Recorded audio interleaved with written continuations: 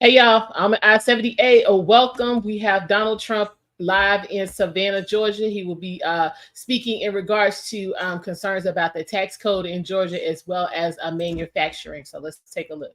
Thank you very much, everybody. Thank you. And hello, Savannah, and hello, Georgia. We love Georgia.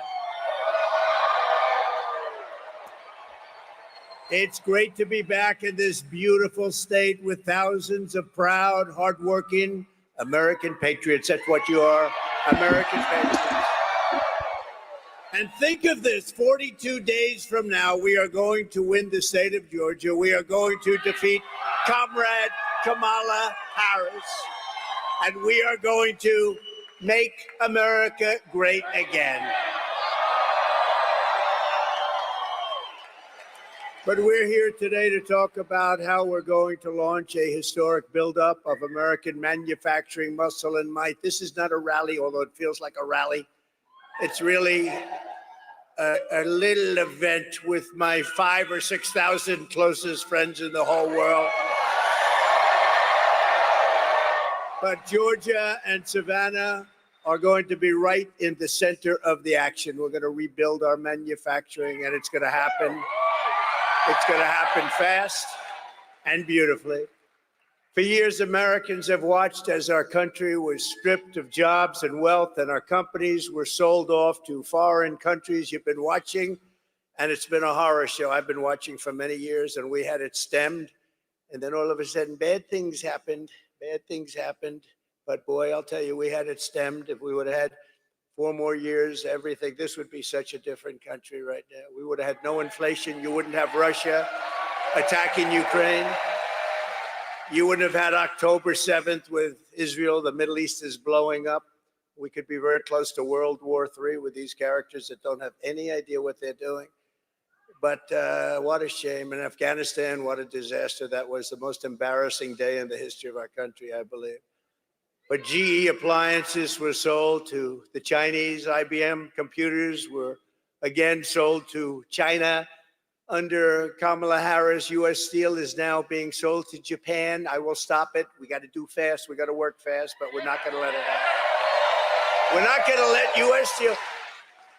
70 years ago, the greatest company on earth, U.S. Steel. Now it's going to be sold off like it was nothing. We're not going to let that happen. We'll build it up. We'll make it strong, but we're not going to let that happen.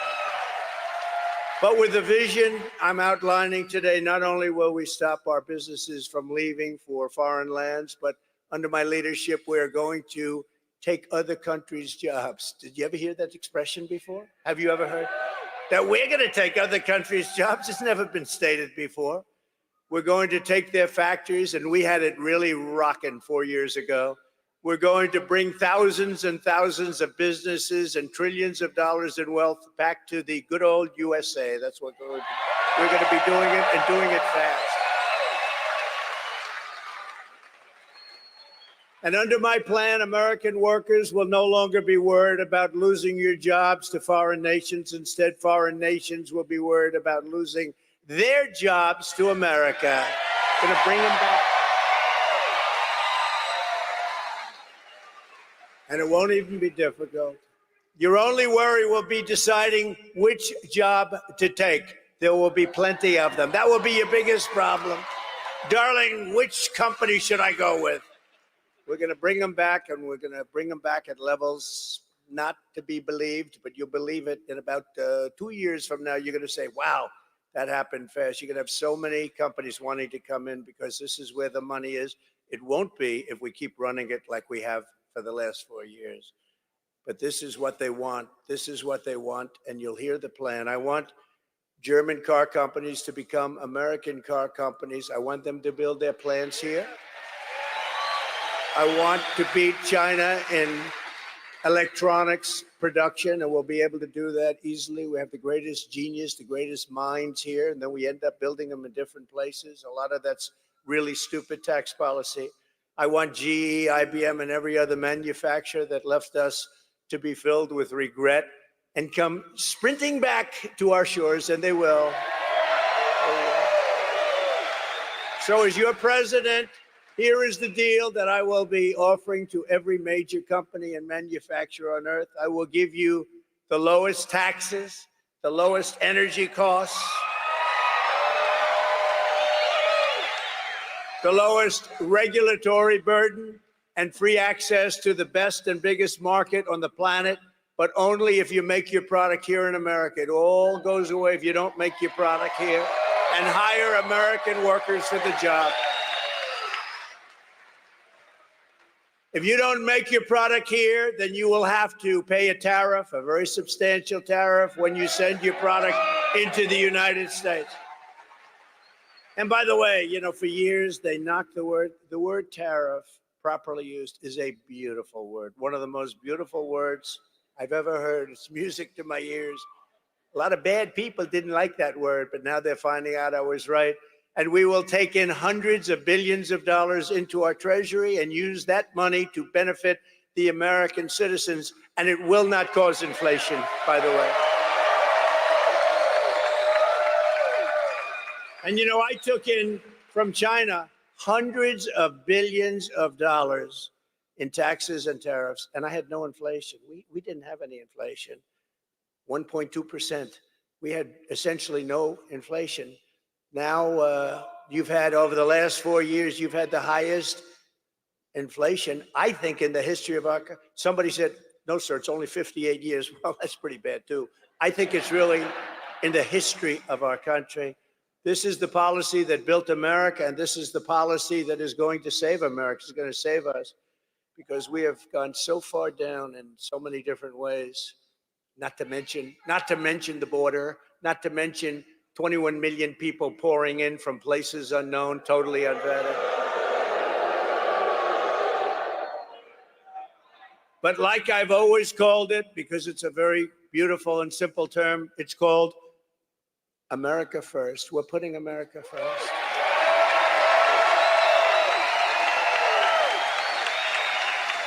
This new American industrialism will create millions and millions of jobs, massively raise wages for American workers, and make the United States into a manufacturing powerhouse like it used to be many years ago. We will be able to build ships again. We will be able to build airplanes at a much higher level again. We will become the world leader in robotics and every other field. The U.S. auto industry, which has been decimated over many, many decades, will once again be the envy of the planet. We're not going to accept all of these cars. They come in from every country, and it knocks out. You know, I was up in Michigan. We're doing very well in Michigan. By the way, we're doing very well in Georgia. We're leading by quite a bit.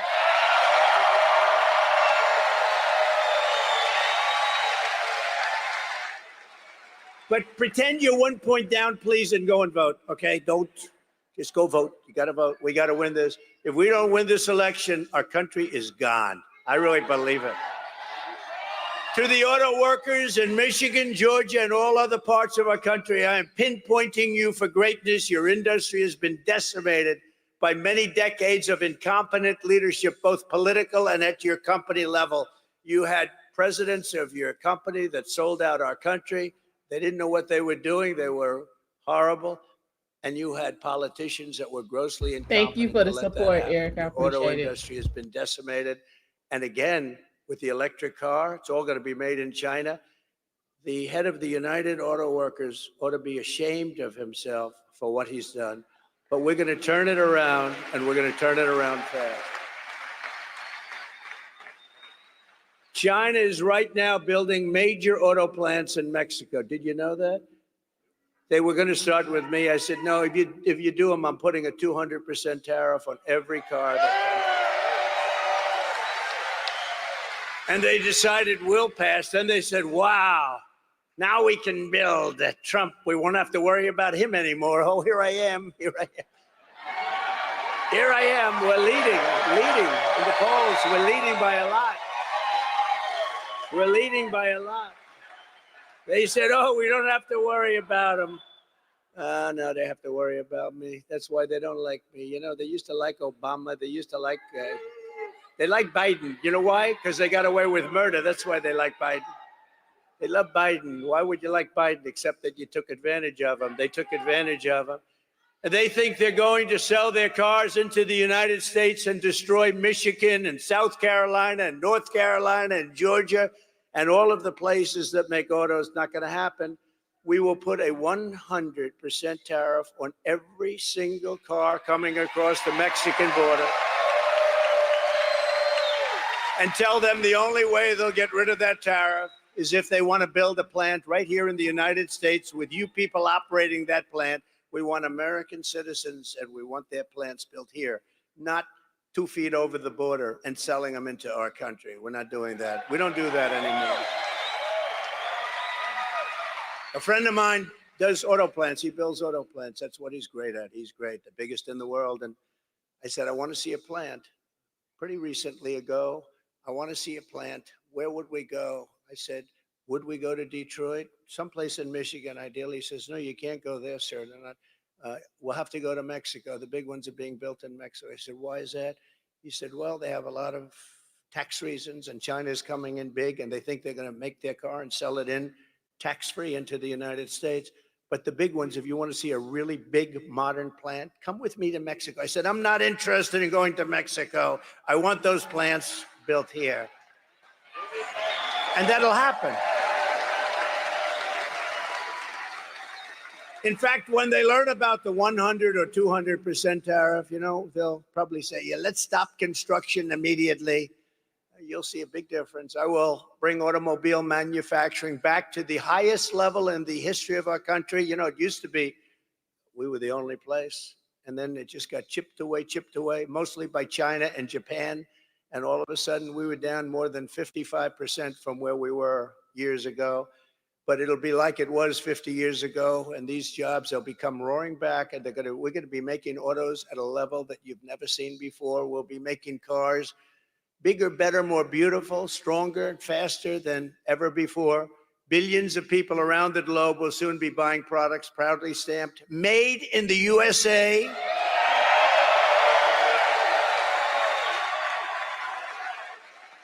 Or if you prefer, if you have to do it, made in Georgia. You can do that.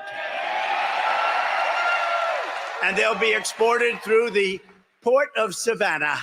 We had a little bit to do with that deeper port.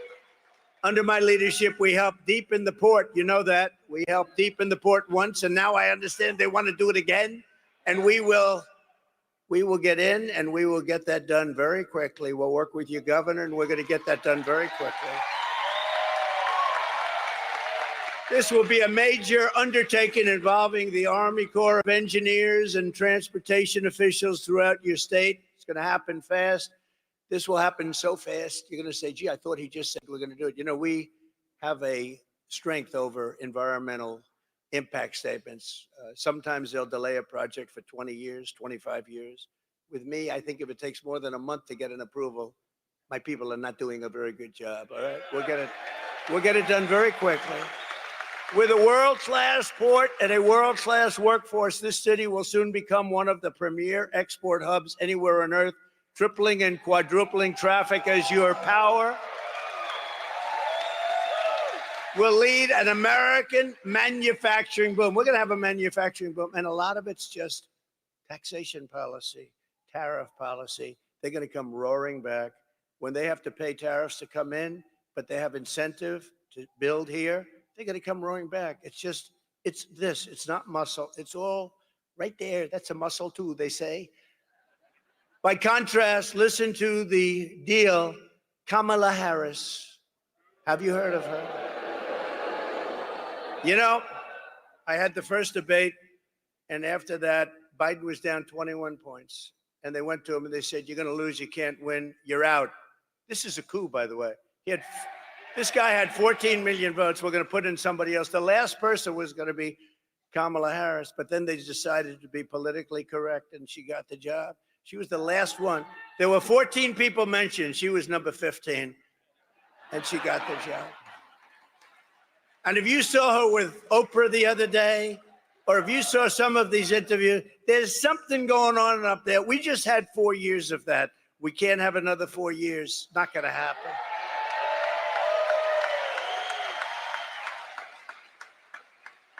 But she is offering to companies to entice them to keep jobs in America instead of shipping jobs overseas. First, she wants to listen to this. She's called the tax queen. They love her in other countries because she forces everybody out of our country into their hands.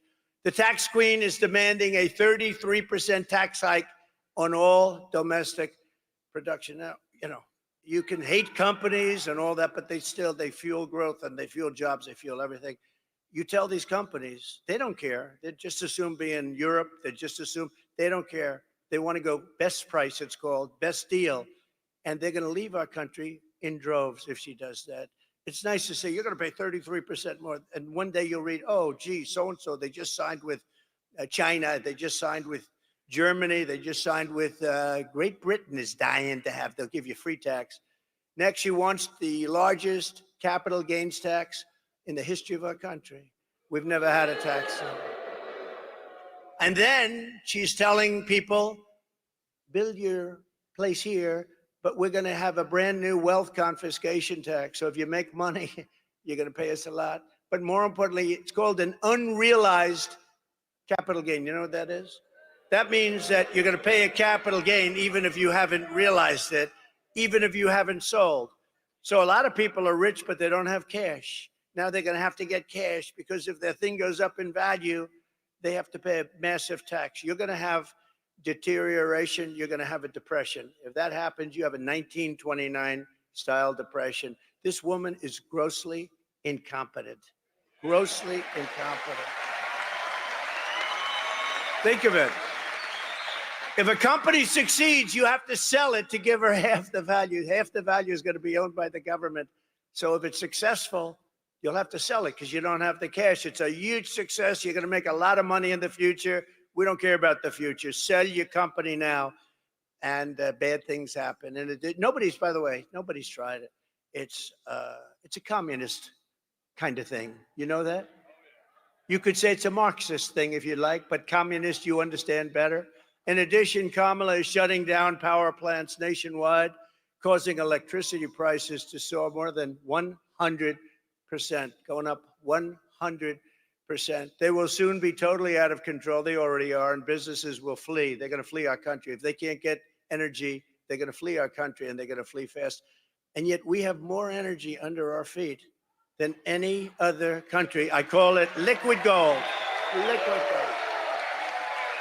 We have more. We have more than Saudi Arabia. We have more liquid gold than Russia. And yet we're buying oil from Venezuela. Why? And it's not really oil, it's tar. You have to melt it. And you know where they melt it? Talk about the environment. There's only one plant in the world that can take care of it because it's really not good. It's the worst. Only one. You know where it's located? Houston, Texas. So in Houston, Texas, they clean this stuff up. And you know where the stuff goes? Right up there. So if you're a big believer in the environment, this is not good. But we have the best oil on earth, and we have the most oil, clean, beautiful stuff. And we have the most. And we're going to use it. As I say, drill, baby, drill. That's what we're going to be doing. Drill, baby, drill. And very importantly, she will close down all fracking and all fossil fuel development, which will bring our country into third world status. She's going to close down all fossil fuels. Germany tried it, but then they replaced Angela with somebody else, and that somebody else is now building a coal plant every single week in Germany. Germany was going to destroy themselves. I will say that. They were going to be out of business. They were having problems like nobody could believe. And that's how Kamala treats the American manufacturers. They can all leave whatever's left of them, and there's not that much. They've gotten rid of so much. But if instead you ship production overseas, then she will give you a tax break. So if you build your product, make your product overseas, she's offering a tax break to make it overseas. Now you wonder why Biden has made so much money from all these countries. I mean, personally made and through the family. Think of that. You get an incentive to build your product outside of the United States. I mean, you don't have to be too good at business to know that's not going to work. It's honestly, it'll destroy our country. And you know, one of the other things, even whatever she's going to do, She wants to do it. She's going to, she's going to the border very soon. She hasn't been there for 4 years. The border czar. I'm not the border czar. Oh, for years she was the border czar. Right now she's saying because it's the worst border in history, but she's going to the border. It's very interesting. But you know what I ask? Well, even her policies now, they're crazy. They're crazy. They'll destroy country. But why didn't they do it 3.5 years ago? Now she's saying, we're going to do this, we're going to do that, whether she's right or wrong. So she had 3.5 years to do it. She didn't do anything. Our country has really gone back to levels. The only employment was all the bounce back jobs that we created. Millions and millions bounce back right after the pandemic. Any pandemic anywhere, you have bounce backs. And they had a bounce back. But you know, out of all the jobs that were created, most of those jobs went to illegal migrants. You know that. It didn't go to Americans. And what's happening with the people pouring into our country is they are killing the jobs of the Black population and the Hispanic population. They're taking their jobs. So if you're Black or Hispanic, thank you very much. Vote for Trump. You'll be in good shape. It's crazy. Those people are coming in and they're taking the jobs of the Black population and the Hispanic, and it makes sense. I mean, why not? And did you see Black unemployment rose incredibly in the last 3 months? A lot of people say, why is that? Why is that? They can't. I'll tell you why. Because people are coming in and taking their jobs. That's the way it is. And it's no wonder that under Kamala Harris, we lost 24,000 manufacturing jobs last month. 24,000. We're going to turn that around so fast. We had created 650,000 manufacturing jobs before we even got ready to do it. And now we're ready. We're ready to do it. And the country's ready to do it. We need it. We have to have it. We need a renaissance. It's going to be a renaissance. But this horrific nightmare for American workers ends the day I take the oath of office, January 20th.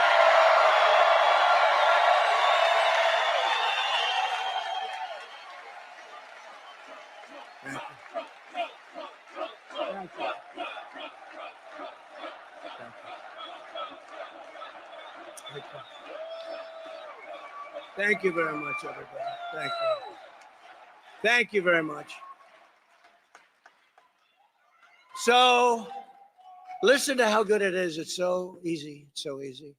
China's used it for years, but we have a better plan than them. But they've used it for years. They can do whatever they want. You know, we have to go through certain hurdles, but not much. The centerpiece of my plan is for a manufacturing renaissance, which will be a 15% made in America tax rate. In other words, if you make your product in America,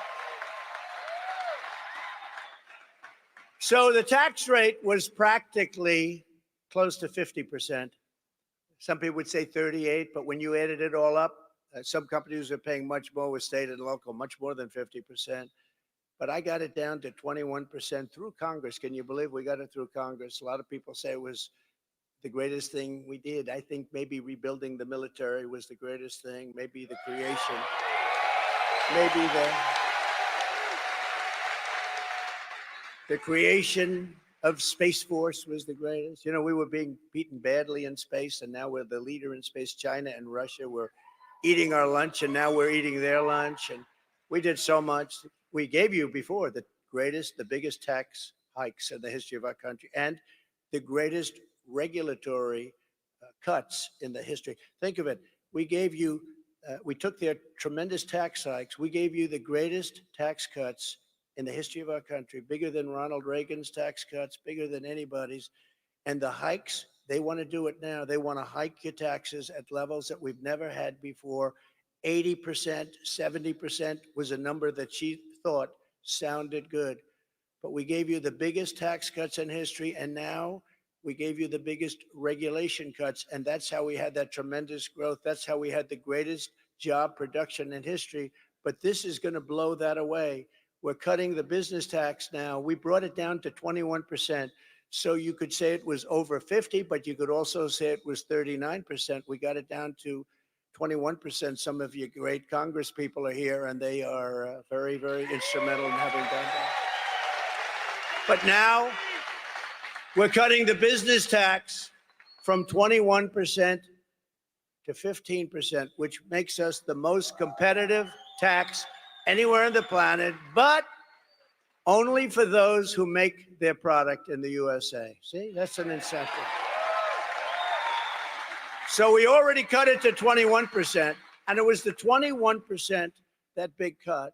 It was the 21 plus the regulatory cuts that gave us the greatest economy in our history. It was the greatest economy in the history of our country. And now what we're doing is taking it one step further, and a bigger step, actually. We're bringing it down to 15. Now we're the most competitive in the world. At 21, we were pretty good. At 15, we're the most competitive. People are going to be pouring in, companies are going to be pouring in, and we're going to continue with the regulatory cuts, and that'll be at a level, we already beat every record for regulatory cuts. The problem is that Biden and Harris have put many of those regulatory cuts back in the books, and they didn't do anything. They were old, stayed.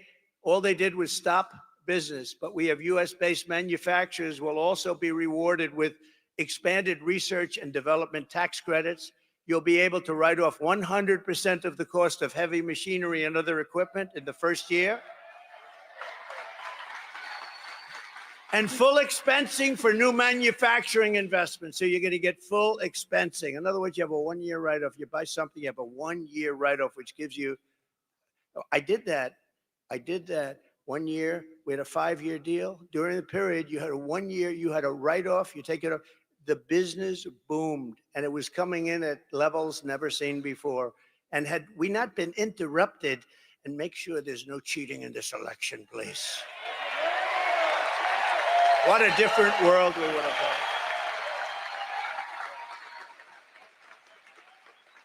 But it all helped to build the sprawling, state-of-the-art plants our country needs to be an industrial superpower in the modern world. We're going to have companies pouring into our country under this plan. And under my plan, we will cut energy and electricity prices in half within 12 months. And that means for your homes, too. We will commit, because of the fact that we're lucky. China does not have this. Can you imagine? They want to go to electric cars, our people. But we don't have the product for electric cars. We have the product for gasoline-powered cars under our feet. And hybrids. And we want to have electric cars. Hey, Elon Musk is great, right?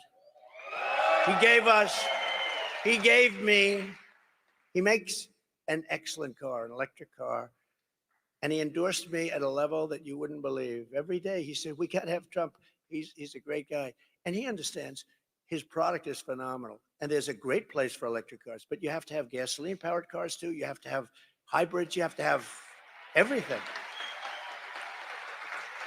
The new thing, and I'm sure Elon will get it if it's any good, but he got one little problem. It explodes. Hydrogen. They say the new thing is hydrogen cars, but they're having a problem. If it explodes, you end up about 7 blocks away and you're dead.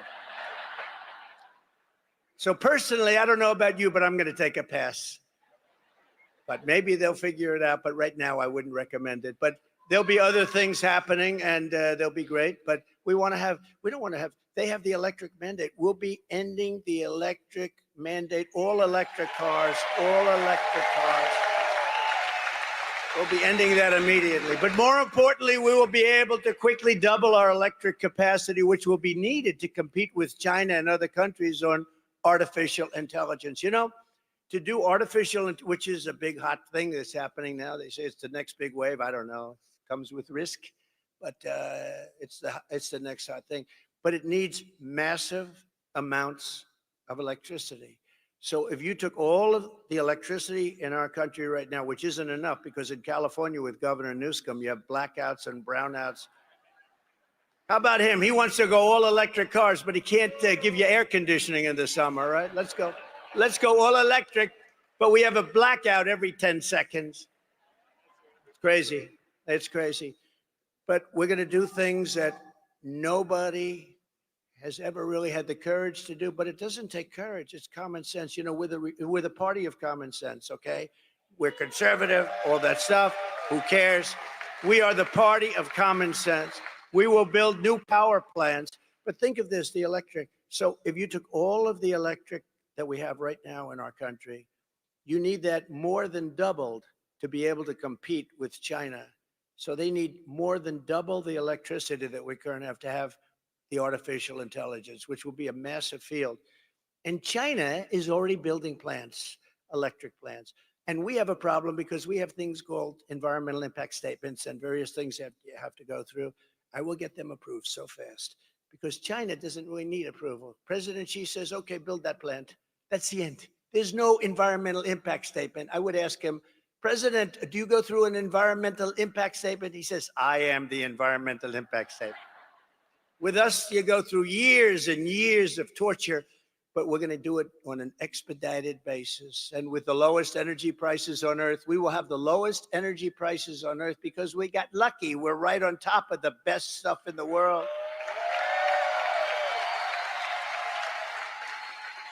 And I'll put Anwar back into play, you know, for Ronald Reagan. Ronald Reagan couldn't do it. Nobody could do it. They couldn't get it done. Anwar in Alaska, the biggest field probably in the world, maybe bigger than Saudi Arabia. I got it done. I was so proud of it. I got it done. In his first week, they terminated it. The biggest field anywhere in the world that would supply Asia, would make so much money, would pay down debt so fast. And Biden rejected it. And when I terminated the Russian pipeline, Nord Stream 2, Biden approved it. But he terminated our pipeline, which is Nord Stream, right? The Nord Stream is the Russia, which is Keystone, the Keystone XL. He terminated our pipeline, but he approved the Russian pipeline, Nord Stream 2, going all over Europe, heading to Germany, but going all over Europe. And I just said, what the hell is going on? This was early on. This is in the first weeks of his administration. And I said, what's going on? And then they say, so think of it. I terminated the Russian pipeline. And then they said, Donald Trump was very friendly with Russia. That was the biggest thing that they've ever done. And I terminated it. When he came in, one of the first things he did is he approved the pipeline that I terminated.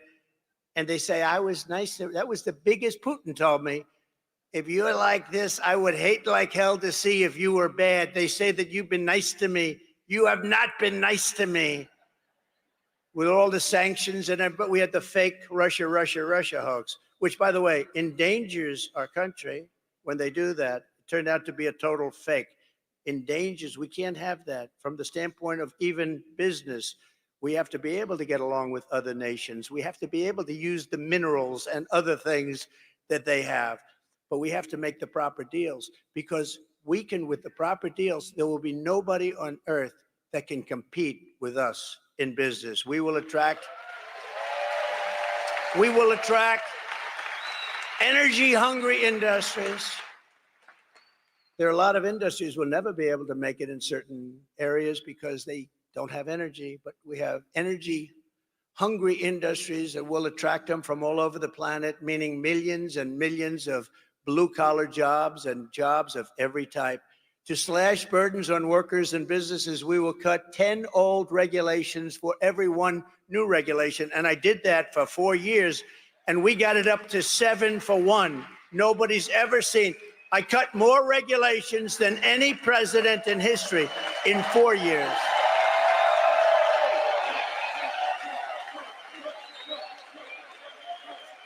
And we will set up special zones of federal land with ultra-low taxes and regulations for American producers. These will be ideal spots for relocating entire industries that we've taken in from other countries. They're going to come in at levels that nobody's ever seen before. They want to be here. They want to be, but they were forced to be out because in this country, we were so unfriendly in so many different ways, but especially with our tax policy. We will seriously expedite environmental approvals, and we will get everything approved quickly to unleash mineral production and rare earth.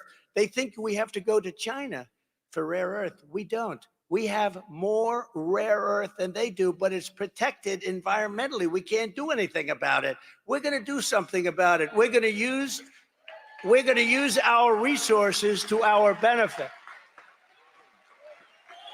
And it'll be clean and environmentally perfect so that Americans can manufacture everything that we need, the resources we have right here. American soil, it's got everything. It's got the rare earth, it's got the oil, it's got the gas. We have everything. The only thing we don't have is smart people leading our country.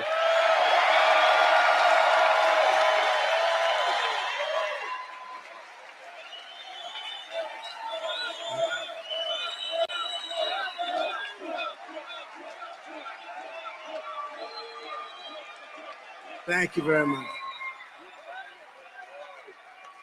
We're sitting on trillions and trillions of dollars under our feet, and let's use that to make America rich again. Is that okay? We'll pay off the debt. We'll reduce your taxes. It'll be a beautiful thing. You'll never have this. It'll be a renaissance. It'll be a golden period. It'll be a beautiful period. Finally, to exploit these pro-manufacturing policies, their full potential is going to happen. It's going to happen very quickly. I will appoint a manufacturing ambassador whose sole task, and it'll be a great one, will be to go around the world and convince major manufacturers to pack up and move back to America where they want to be. They want to be. For years, we watched other countries steal our jobs. Now we are going to be going after their jobs and bringing them back to America where they belong and where, frankly, they want to be. They want to be. If Kamala Harris gets 4 more years, she will deindustrialize the United States and destroy our country. We will become virtually a banana republic. We will be destroyed. Their plans are horrible. And if they wanted their plans, again, I say it all the time. I said it during the debate, where, by the way, we absolutely destroyed her, except for the fakers on a microphone. Oh, she did very well tonight. She did very well. She did very well. She couldn't put 2 sentences together. Take a look at her answers. And it was 3-on-1, too. ABC ought to be ashamed. It was 3-on-1.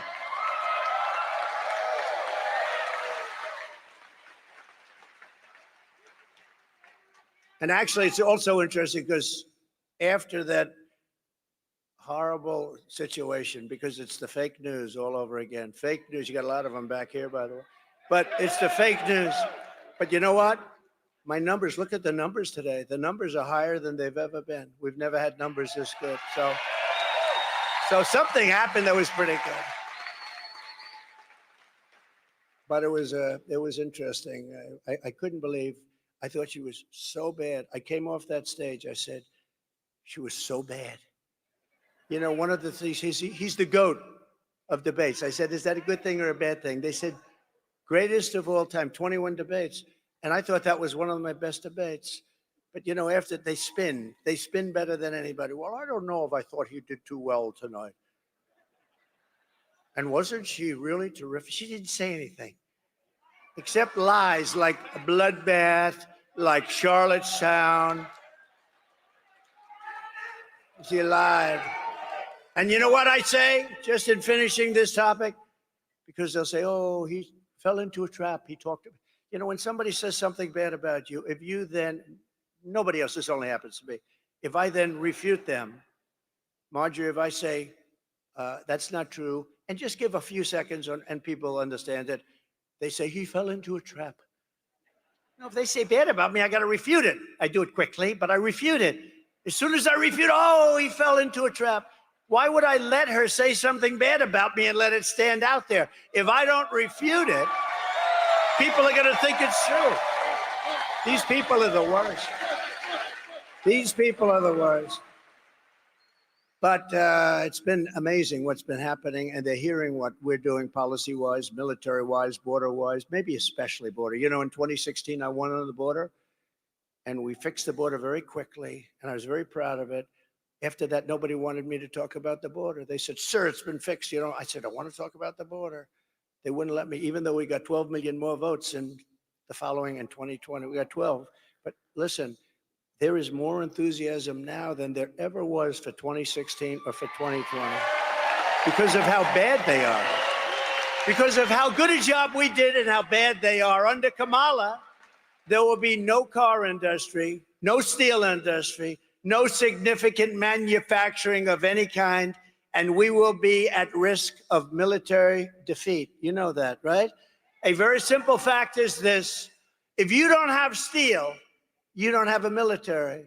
And I'm not going to allow, and I said it before and I'll say it again, and I got along with a great gentleman, Shinzo Abe from Japan. He was assassinated. He was a great gentleman. But I said, Shinzo, we have to change our trade deal. And he said to me, I knew you were going to come with that. I said, well, why did you know? He said, for 25 years, no American has said that to us. They got away with murder. And we changed the deal. And the deal we now have is really good. But the deal we're going to have is going to be beyond belief with every, not just with Japan, with every company and every, frankly, with their companies and with their nations. I'm not going to allow Japan to buy U.S. steel. I'm not going to let it happen. 70 years ago, again, the greatest company on earth. Vote for Trump and you will see a mass exodus of manufacturing from China to Pennsylvania, from Korea to North Carolina, from Germany to right here in Georgia. They're going to come to Georgia from Germany and lots of other places.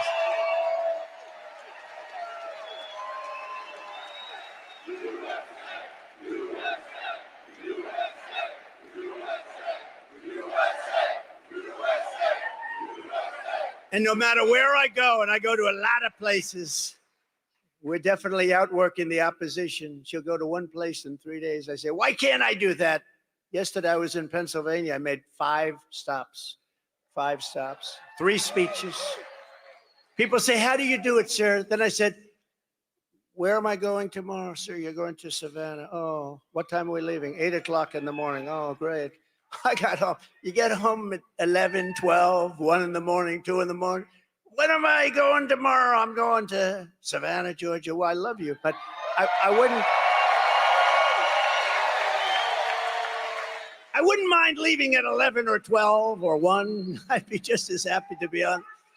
Sir, we're leaving. Sir, we're leaving at 9 o'clock. We're leaving at 8 o'clock.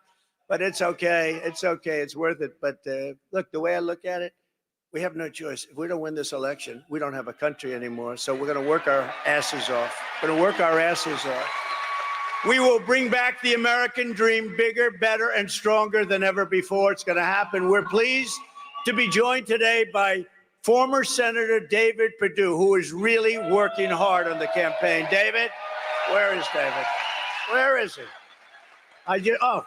See, he's such a nice guy. He didn't even want to stand up. He just wants to get the job done. That's what you do. You're a great guy, David. I appreciate it. Everyone's telling me you're working so hard. I said, where's David? He's working. And he's working on the campaign. He wants to get it done. We have another great gentleman, a really fine guy, a fantastic political person, Lieutenant Governor Burt Jones. Burt, stand up, Burt. And his incredible father is here. Good genetics in that family. Thank you very much. Great honor to have you. Representatives, and these are warriors, Buddy Carter. Buddy, warrior. Great guy. And a very shy, quiet person, doesn't like mixing it up too much. But she is really highly respected in Washington, and she's fantastic.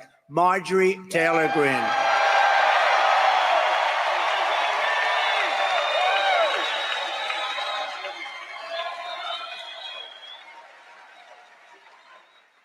And of course, a woman that we all love, and especially we love her in Georgia, Alveda King. Thank you very much, Alveda, for being here.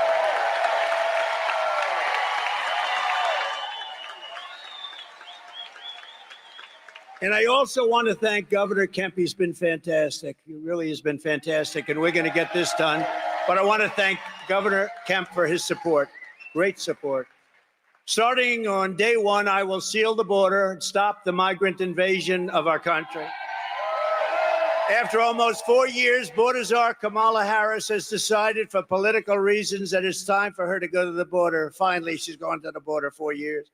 What a disgrace that is, that she waited so long, allowing millions and millions of people to enter our country from prisons and jails, mental institutions and insane asylums, and criminal cells all over the world, not just from South America, but many of them are terrorists, and they are coming from Africa. They're coming from the Congo, large numbers from the Congo. They're coming from the Middle East. They're coming from Asia. They're coming from South America, but not only South America, they're coming from all over the world. It's really just what they're doing to the fabric, to the guts of our country. It's not even believable. And you see what's going on. You see what's going on. They're taking over towns and cities, and they're taking them over with weapons. They're taking them over with weapons that are military quality weapons. Where the hell are they getting the weapons? But she's trying to con the public that she did a good job at the border. She's actually saying, no, I did a good job at the border. Remember, when she says we're working on the border, she still has airplanes flying in loaded up with migrants over the border. She thought she wouldn't get caught. It took them about 2 years to figure that one out. It was a little strange. Brand new, beautiful, large Boeing jets are landing in airports all over our country, and migrants are getting out. It took a little while to figure that one out. So they talk about the border, but they have planes to this day flying in, loaded up, hundreds of thousands of people being flown into all parts of our country, destroying our country. And she's destroyed the very fabric of our nation, allowing 21 million people to come in at least into our country. And think of it, totally unvetted, from places unknown, no checks, no names, no nothing, just come on in. But they do. They come from prisons and they come from mental institutions. It's a terrible thing. And many, many terrorists at levels that nobody's ever seen before. During my 4 years, I saw the other day, they had 1 year where they had zero. I don't believe that. This was done by Border Patrol. Oh, I have my all-time favorite chart in history, right? I have a chart that's my all-time favorite. I love that. Is it around? Is it around?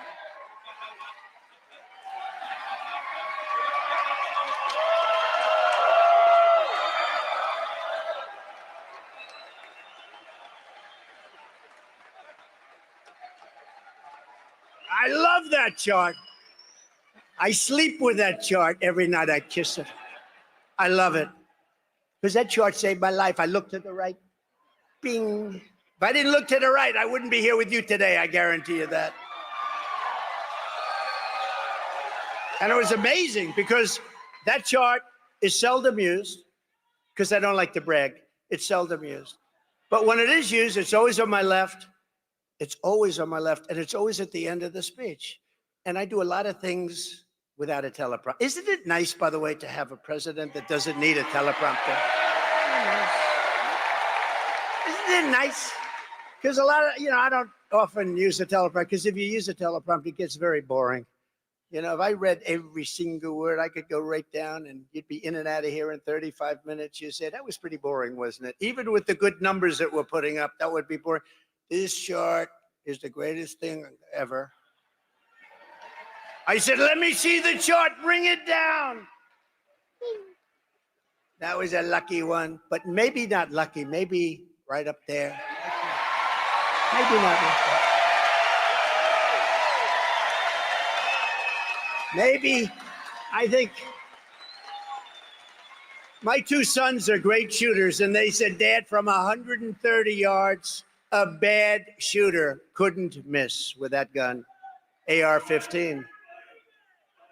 And we lost a great, as you know, great fireman and two other people we thought we lost, but the doctors were phenomenal. The local doctors, they were sort of country doctors. They were phenomenal. They saved them. They're okay.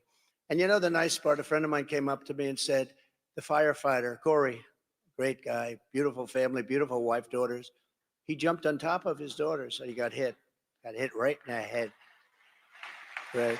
But I don't know if I've said this publicly, but a friend of mine came, a member of Mar-a-Lago came up to me. He said, I'd like to give the family, and this is not a family with a good life in a safe community. There's no crime.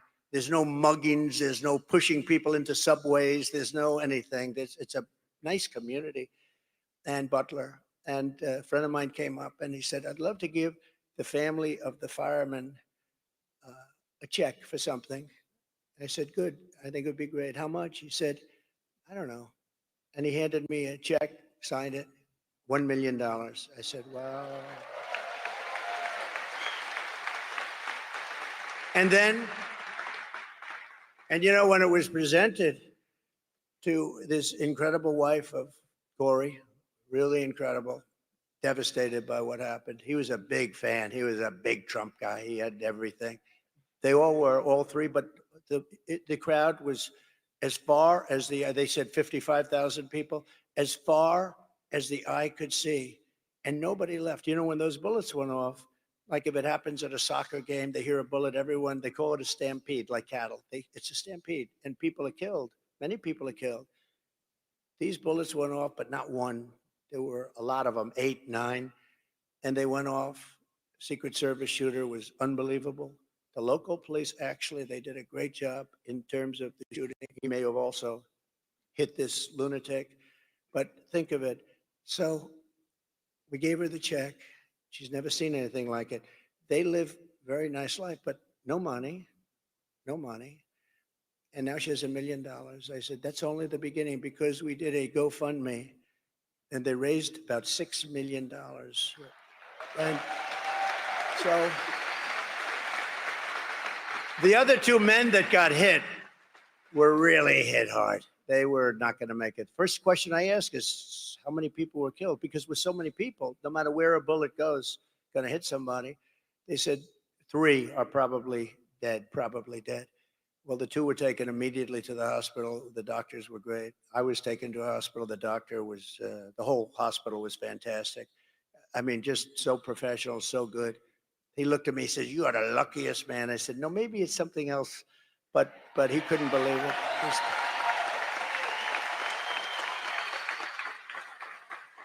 The doctor said, you know, sir, this would be a good day for you to go to the lottery and buy a nice ticket.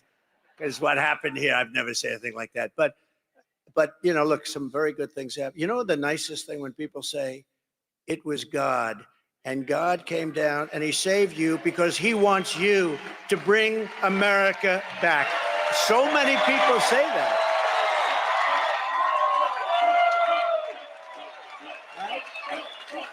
So many people say that. I hope that's true. I hope that's true. Thank you.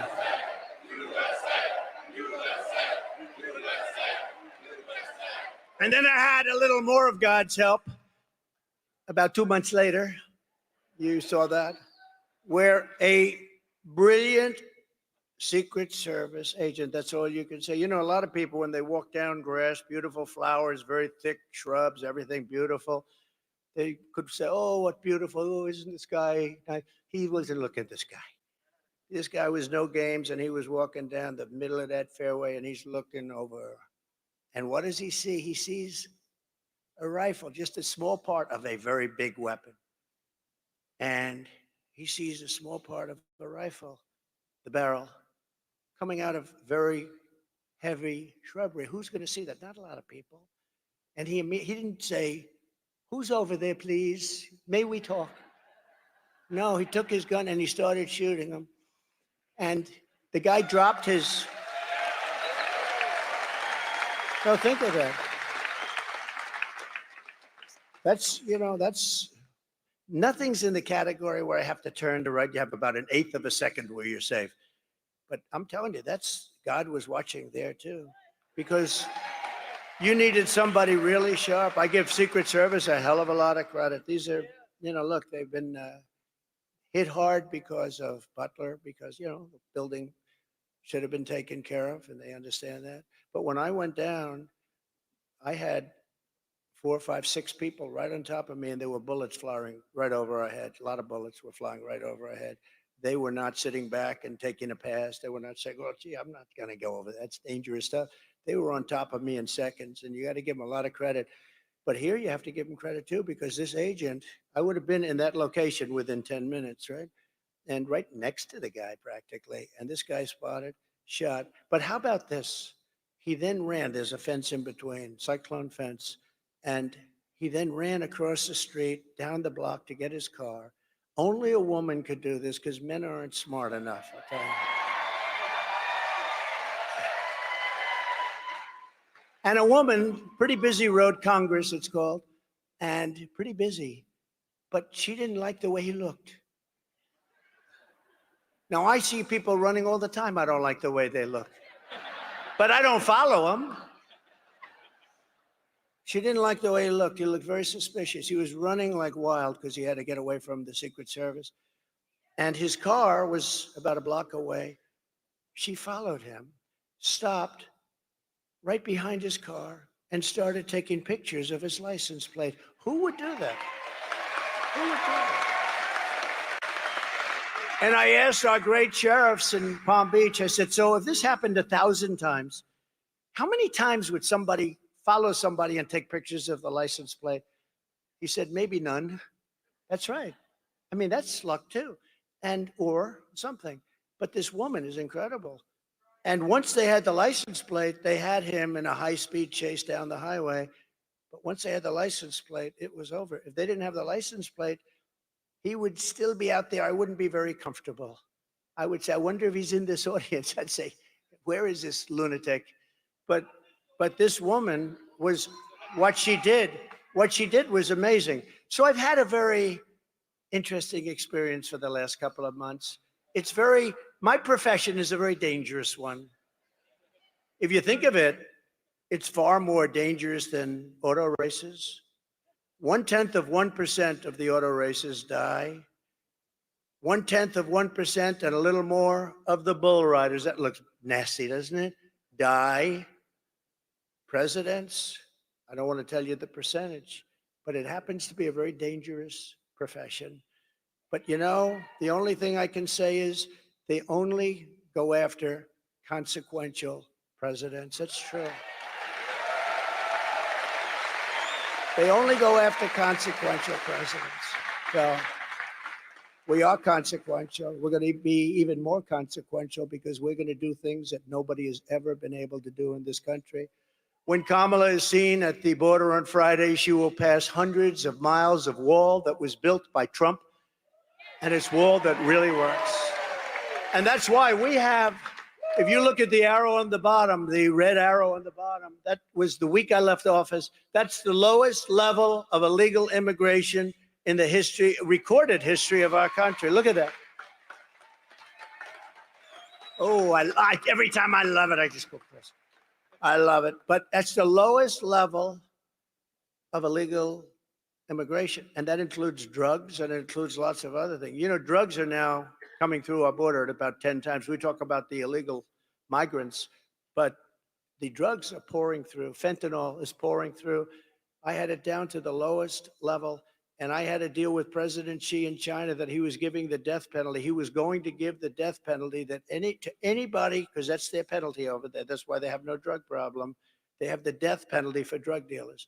He was going to put this category, those that make fentanyl and ship it to the United States was going to get the death penalty. And I told him, if you don't do that, we're not going to do trading with China. We're going to go cold turkey. We're not trading, and we're going to put tariffs on anything that gets through, big ones. And he agreed to do it. And then Biden, of course, dropped the ball, just like he dropped the ball on Israel with Iran. Iran was ready to make a deal. They would have made a deal in 2 minutes, and now they had no money. They had no money. And now they have $300 billion. They made it all in 3.5 years. What a shame. What opportunity has been wasted. When Kamala speaks, be advised, and we have to tell, this woman has allowed record numbers of people into our country. They're from all over the world. They're now creating criminal havoc throughout the country. Aurora, Colorado, you saw that, where Venezuelan gangs are taking over real estate. They become real estate developers. How nice. No, they're taking over real estate, and they have weapons that even our military hasn't seen. Who's giving them these weapons? But Aurora is a mess. The governor is a mess. You know, the governor is a Democrat, and he's a radical left Democrat, and he's not too popular right now because they're going to take over a lot more than Aurora. They're going to go through Colorado, take over the whole damn state by the time they finish. Unless I become president, they won't last long. And in Springfield, Ohio, so you have a town of 50,000 people. They have 32,000 migrants put into the town almost overnight. And the people are so nice. You know, they want to be nice. They say, well, the mayor is actually looking for interpreters. He's looking all over for interpreters because they can't understand. The language is totally different. What the hell? I'm sorry. You have to move the people back to the country from which they came. You have to. You have to.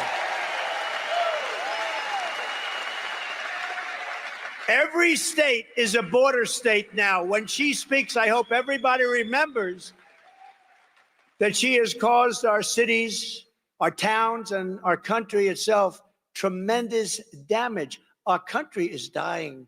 Our country is dying. We're taking all the criminals from all over the world. You know, the crime rates for countries all over the world is way down because they've taken the citizens of their countries have demanded it.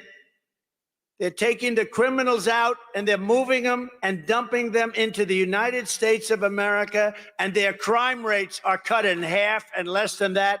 And their jails, which were packed, in many cases are close to empty and very soon will be totally empty because they've taken their prisoners and they've dumped them into the United States of America. We're like a dumping ground, and we're not going to allow it. We're bringing them back.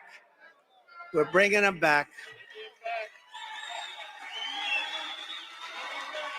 And by the way, you know, this is a speech on economic development, but this is a big part of economic development. We can't have factories being built where you have criminals walking down the street with the worst weapons that you've ever seen, with machine guns and everything else. We can't have it. We have to have a safe country, because if you don't have a safe country, everything I talk about today, you can reduce very substantially. So number one, we're going to make America safe, because we have to have a safe country or nobody's going to want to come here. And with her, she doesn't know what the word safe is. You know, she was the head of defund the police. Anybody that heads up defund the police is not qualified to be a president of the United States. And anybody that lies, like she lies about everything. She changed 15 policies. Now, I've watched politics for a long time. I've been involved on the other side for a long time with helping people out. But I've watched for a long time, and I've seen people change one or two policies. But I've never seen people change 15 policies. She wants to confiscate your gun. Now she said, oh, I won't do that. She wants to have no fracking. She's 100 times no fracking. There will be no fracking in Pennsylvania, right? No fracking. Now she's saying, oh, I'd love to have fracking. But, you know, they always go back to where they were. They always go back because that's it. She's a Marxist philosophy. Her father is a Marxist philosopher, and he taught her well. And that's what you got. And you can't have that. Our country is not ready for this and hopefully never will be. Kamala's, remember one other thing, and I think it's terrible. She lied about McDonald's. She said, I was a worker in McDonald's. And I stood over the French fries. I'm going to a McDonald's over the next 2 weeks. And I'm going to stand over the French fries because I want to see what her job really wasn't like, because she never. I stood over the French fries, and that was tough. It was hot outside, and it was hot over. She never worked there. It was a lie.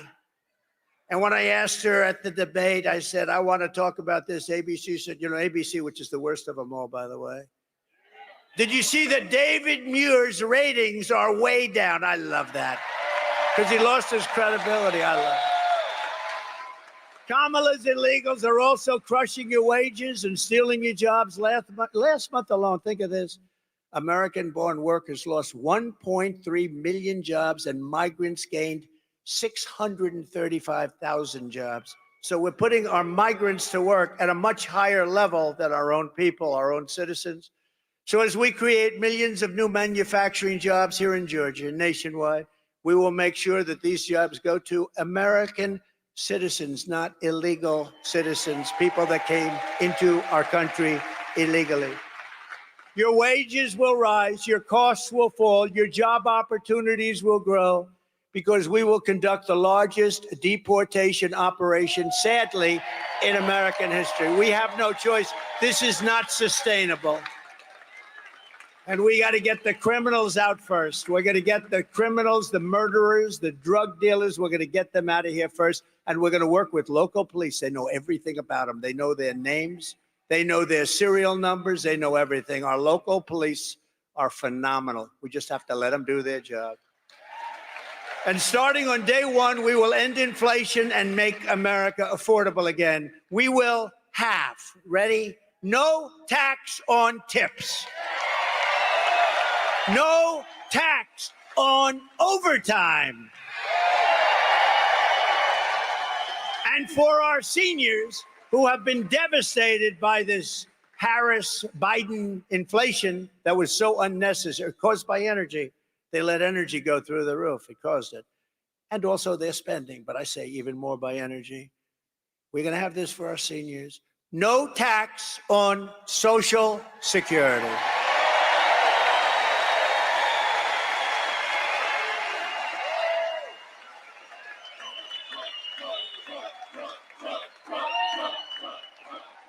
They deserve it. They deserve it, what they've had to put up with. You know, the people with the tips, they're being tormented by this administration, too. They passed new legislation and have other legislation that was ready to go. All of a sudden, how about her? She comes out a couple of weeks or months after I did, but there will be no tax on tips. But that's it. Nothing ever happened. Nothing ever happens with her, because if it did happen, she would have done it 3.5 years ago. That's what I say. And to finish, she lied about McDonald's. She lied. And she lied about almost everything else. And she doesn't understand a question, and she can't give an answer. If you watch Oprah, I knew Oprah very well. She loved me before politics. She was down at Mar-a-Lago. Donald, this is the most beautiful place I've ever seen.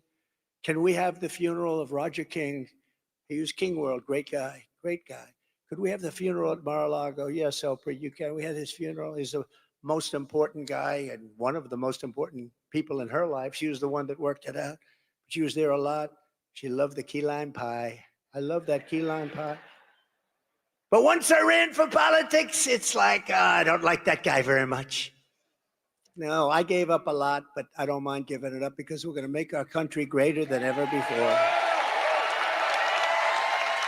And while working Americans catch up, we're going to put a temporary cap on credit card interest rates at 10%. We have no choice. They're getting 22, 25%. We can't let people have to pay 25% and 22% interest because they can't afford to pay off their credit card. We're going to cap it for a period of time at 10%. We will terminate the Green New Scam and spend the trillions and trillions of dollars of unspent dollars on roads, bridges, real infrastructure, and paying down debt, not fake infrastructure that has caused massive inflation, along with the energy. That bill was just a disaster, just trillions of dollars. That's what caused all of the inflation, those two things. I will settle the war in Ukraine, and I will end the chaos in the Middle East, and I will prevent something that nobody else will be able to do. I will prevent World War III, and you are very close to World War III. Biden and Kamala got us into this war in Ukraine, and now they can't get us out. They can't get us out. I watched him. We will. He's been saying that for 3 years. Every time Zelensky comes to the United States, he walks away with $100 billion. I think he's the greatest salesman on earth. But we're stuck in that war unless I'm president. I'll get it done. I'll get it negotiated. I'll get out. We got to get out. Biden says, we will not leave until we win. What happens if they win? That's what they do, is they fight wars. As somebody told me the other day, they beat Hitler. They beat Napoleon. That's what they do. They fight. And it's not pleasant. But, you know, we've given them close to $300 billion. And you know what Europe has given them, which is approximately our size when you add up the countries together, their economy, it's very close to our size. They've given them like a small fraction of that number, just a small, very small fraction. And we have an ocean separating. It's much more important for. Now, why aren't they? You know why they are? Because Biden has never even asked them. I guarantee you. Do you think Biden lies awake at night thinking, how are we going to get Europe to pay? No, he goes to sleep. Here's a guy can sleep on the beach. How do you sleep on the beach when you have cameras on? I will never sleep on the beach in front of live television, I promise. No, the other day he was out cold. I said, is he sleeping? I don't know. I don't know. Maybe it's a great thing. If you're able to sleep with live television going, somebody told him he looks great in a bathing suit. You know, when you're 82, it's never too pretty. And I love 82-year-olds, but when you're 82 in a bathing suit, I don't know, you know. But he actually was, he was stone cold out. You got to give him credit, though, you know, because anybody that can do that, I find it very hard to sleep. I get so many ideas. I'm thinking all the time. This guy just goes out, lies down, goes out, pictures of him. It's pretty sad when you think about it, right? We will, you know, we laugh, but it's sad. And nobody told us he was cognitively impaired. She didn't say it. She didn't say it. And that puts our country at great danger because President Xi is at the top of his game. All of these guys that we're competing against are all at the top of their game. He's not. He hasn't been for a long time. And that puts us at great risk and great danger. We will rebuild our cities, including Washington, D.C., making them safe, clean, and beautiful again. And we will keep the U.S. dollar as the world's reserve currency.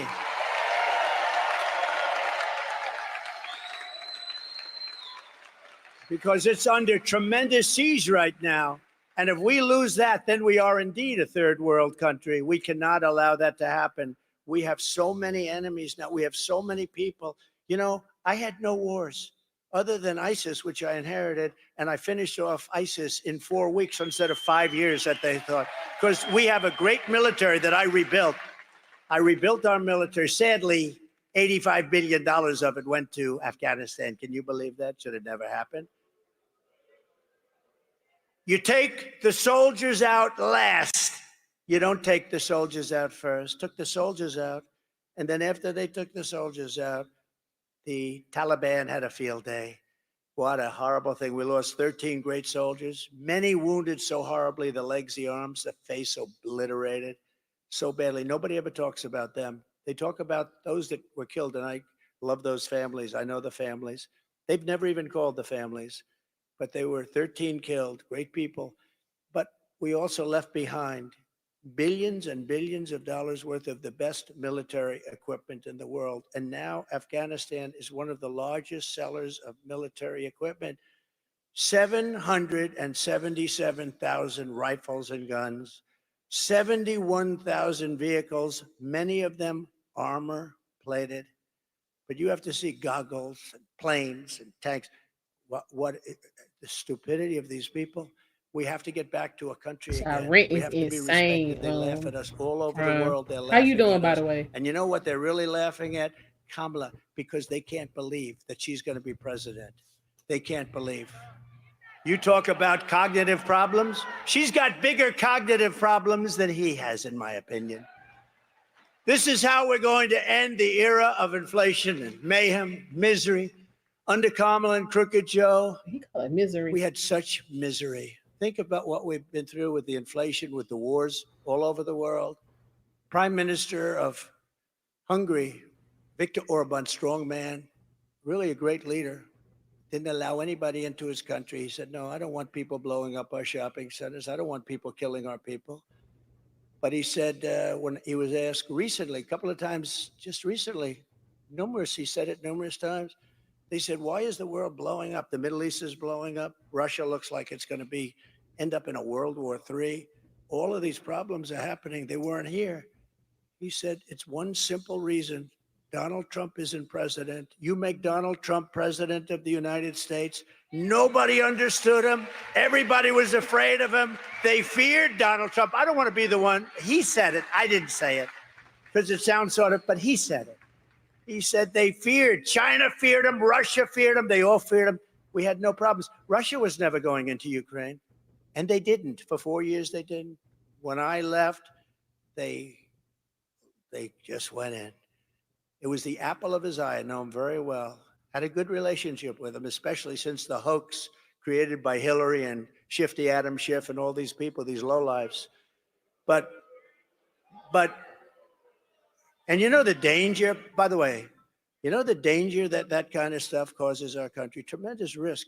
I mean, fortunately, it worked out fine, but there's tremendous risk when you start doing that crap, all made up stuff, made up stories of fantasy land. We will unleash safety, prosperity, and peace for Americans of every race, religion, color, and creed. We're going to have prosperity, the likes of which this country has never had.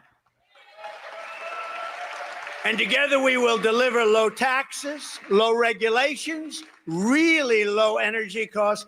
I am going to get the energy costs, forget about companies, it's going to happen for them too, same thing.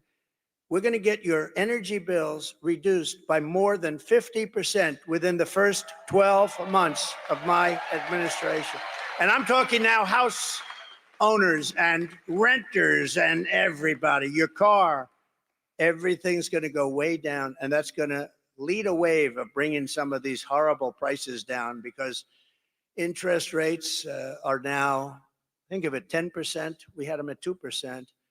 But low interest rates, low inflation, you're going to have all of this. You're going to get really low interest rates again, because when the energy goes down, the interest rates are going down too. It's honestly not that complicated.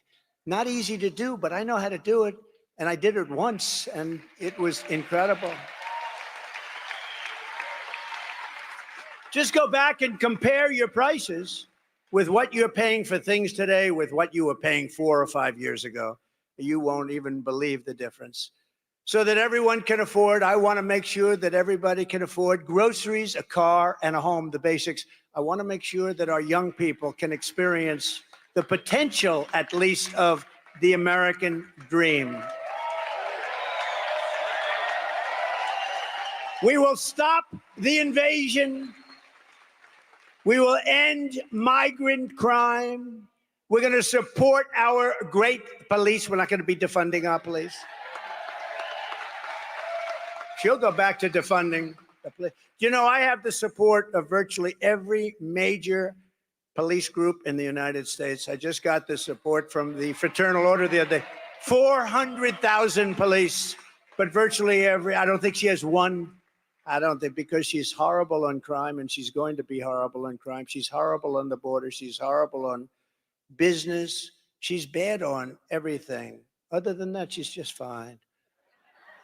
What a mess our country's in. And we're not going to have, you know, somebody said the other day, if she won, you literally may never have another election. This could be your last election. And, you know, I used to say it about Venezuela. Remember years ago, I'd say, Venezuela better be careful. And I'll tell you what, we better be careful, because we'll end up being Venezuela on steroids. That's where we're headed. If this communist gets in to be president, if she's the president of our country, we're going to have problems the likes of which this country has never had. And once you have those problems, it never comes back. You don't see them coming back. They never come back. We're going to strengthen our military. I rebuilt our military, but now we have to strengthen it again. We're going to build a missile defense shield around our country. We need that protection, just like Israel has and just like some others have. And it's going to be made largely right here in the great state of Georgia. You do a lot of that. No, we want to have a shield, and we deserve a shield. And you have some lunatics out there that are not loving us too much, and we're not going to let it happen. We're going to build a shield. It's going to be all made in the USA. You know, when we build an airplane, and I changed a lot of it, some of those planes are made with parts from 21 different countries. Do you ever hear of anything so stupid? So in a war, we won't be able to get a part from various countries. We can't build the planes. And the steel, too. We need steel for our ships. We have to build great ships. We can't say to China, listen, we're in a war. I won't say with them because I don't want to give you any ideas. We are in a war. We need some steel. Can you send it to us? No, we're not going to send you any steel. What are we going to do? We have to have our steel. We have to have our steel plants. There are some things we cannot let others do. We're going to keep critical race theory and transgender insanity the hell out of our schools. And we're going to keep men out of women's sports.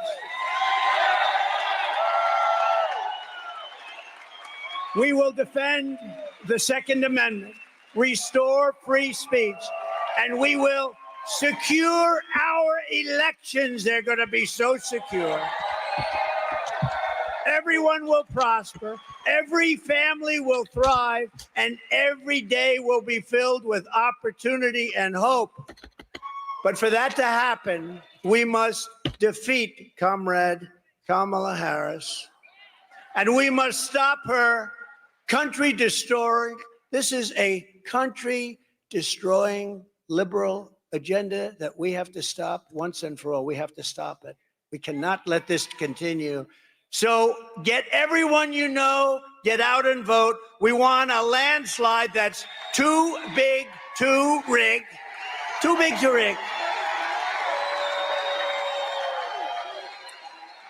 You know, at a certain point, they can't cheat. You know, when it's too big to rig, you know what that means? Pretty obvious, but we want to make it so it doesn't matter. Too big to rig. And I think we're getting close to that in Georgia right now with a lot of great help. A lot of great help. On November 5th, we will save our economy. It will go down as the most important day in the history of our country, far beyond our economy, because we're going to save our country. It will be the most important day, November 5th, in the history of our country. We will rescue our middle class. We will reclaim our sovereignty and restore our borders. We will put America first, and we will take back our country. Thank you. God bless you, and God bless America. Thank you very much. Thank you, everybody. Thank you.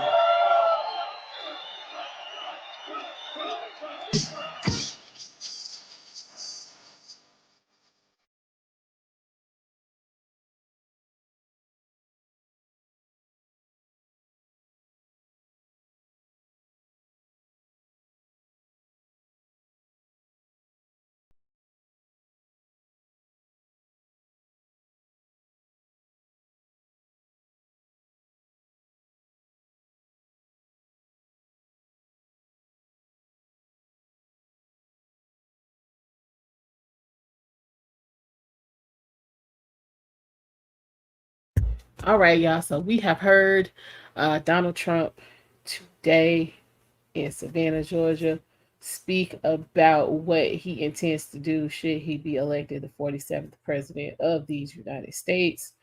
Um, a lot of things that he mentioned we have heard in previous um, speeches and rallies and town halls and roundtables. So he is pretty much staying consistent with his message. So yeah, he's staying consistent with his message. Um okay, we don't care about the village people being yeah, because the rainbow people adopted them. We don't really care about that. It's not important what's going on. Um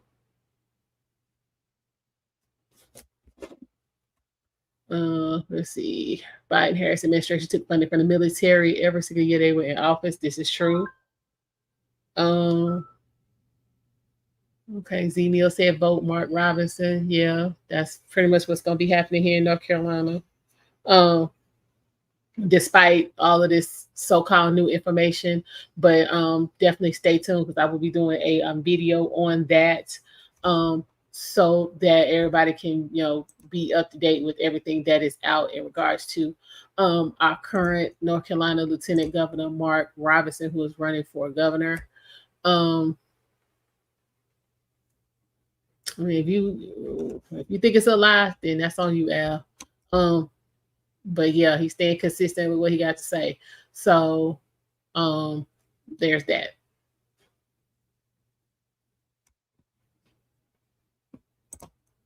What else? Yeah, Fayetteville. Okay. And Roper. Okay. Um, he said the Village People had one good song. Yeah, I mean they wasn't like consistent hit makers, so you know let them get that little bit of exposure via Trump. It's all right. What you say? January 2021, Biden and Kamala administration stopped all new oil and gas leases from the start. Increased our costs. Okay. I mean, I just don't understand why people want to deny that we paying more. I talk about buying land cheap, no credit. Okay, well, yeah, we need to have a conversation about that. I can't believe Trump might get in. I don't live in the U.S. It's insane. Well, then you ain't no need to worry about it. If you ain't living over here, don't even worry about it. We good. We trying to get our costs low. And this is my thing. If he says he can do it, and you know what I'm saying, we actually have 4 years of track record to go off of for both sides, then I'm saying you use that. It's your baseline for your vote. What do you say? Trans people only account for like 3% of the population.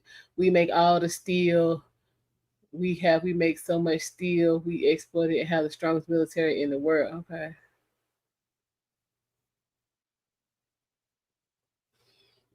Life good with Trump in office. Who who is anyone kidding?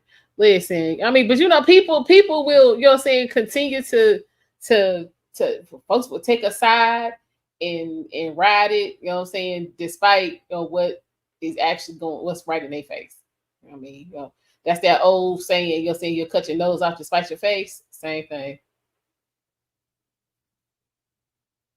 Well, if you win, you better go on and get your land fast.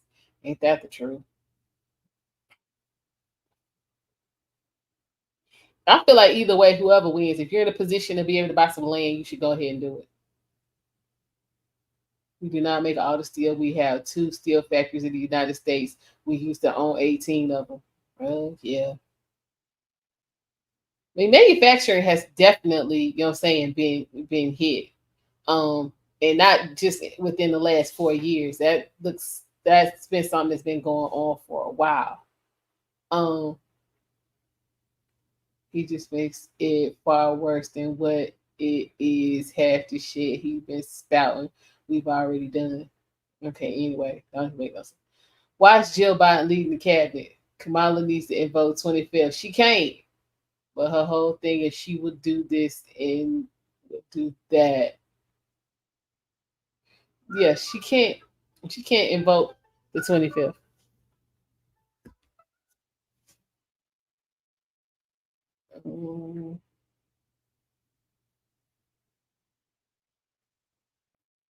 So you don't hear this type of conversation with the Democrat Party. True, this is true, Prime. All you hear is Trump bad and abortion. That's all you hear. Um, Child, our economy is fine. It's the world inflation. Our economy is not fine, sir. Our economy is not fine. We're not gonna do that.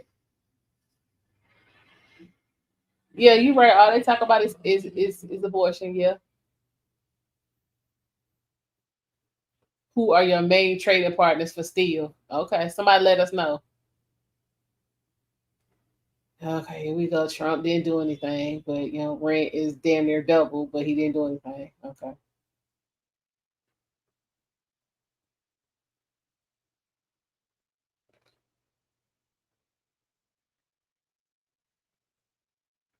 This stuff I didn't have no problem paying for when he was president. Pre and post C-19 is a struggle to get done today, but he didn't do that. He didn't. Okay. All right. I mean, but again, everybody has their own, perspective and lens that they look at things through. So it is what it is. You said I've been a registered Democrat for 15 years. I'm playing their game again. Okay. You said the price of gas is now it's going down. True. I've noticed that. We talked about that last week, Prime. Yeah, she's not going to vote the 25th. She can't. She can't. Said then it will associate her with the current administration, which they're trying to deflect her from those she is a part of. Exactly, because the way that she be out here talking, she be talking like Donald Trump president right now. That's the way she be out here talking, like Trump is the actual president. Thank you for the support. Eric said we're gonna have to do a video debunking the lies or keep a list. Yeah, we can definitely do that. We can definitely do that. Kamala is inclusive. Okay, this is my thing, and I'm gonna leave it alone after this because I got somewhere to be. Everybody being included ain't always a good thing. Skinny, I have not. Thursday right now is looking like the day we are going to cover her and Oprah because we're gonna have to go deep. That might be a 5-hour video. We got to go deep. Okay, you got the list. Okay, all right, cool. All of you are saying we are suffering, things are expensive, etc. Every country is going through this post-COVID energy food. Listen, we're not trying to hear that, Aaron, because again, if that was the case, it would have flattened out by now. We 3 years past this shit. We're not trying to hear this. We're not trying to hear this. No. And we ain't in the rest of the world. We the United States of America. We supposed to be better than them. So if they struggling, we not supposed to be, remember? So we gonna need another talking point, sir. No, you can only, if it's possible, you can only ride the past administration's economy for about 16 to 18 months at max. We double that. So he was not, because for me, Obama's economy was horrible. So yeah, no, we weren't riding that shit over here because we was actually prospering under Trump. So we can't say that. Obama had 8 years. We can't even say that. How do you do a mass deportation and still follow the Constitution? The Constitution is for American citizens, not illegals. So that takes care of that. Obama's economy was hell for me.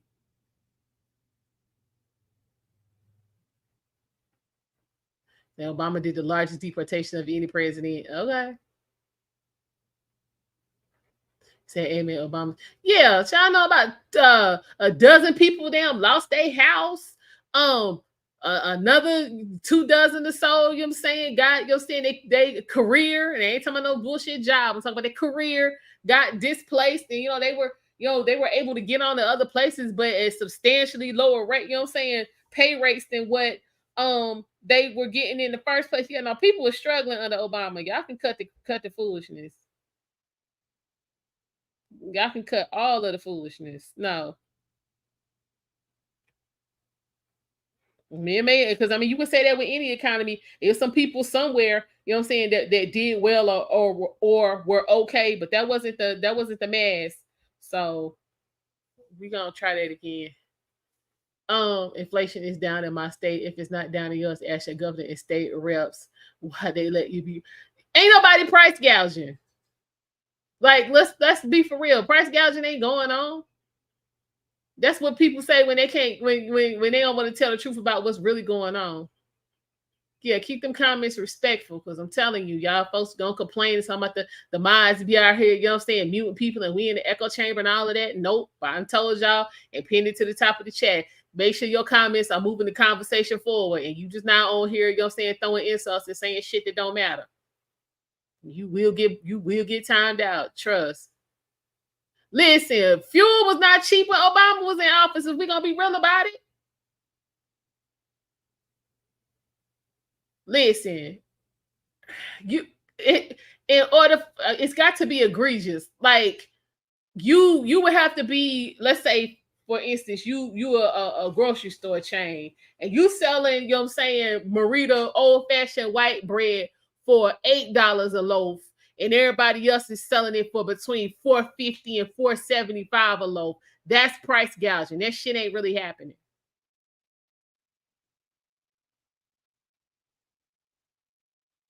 This is what I'm talking about. Gas is high as hell. He was severely, you know what I'm saying, cramping my road trip action.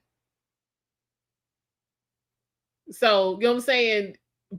Price gouging ain't really going on like that.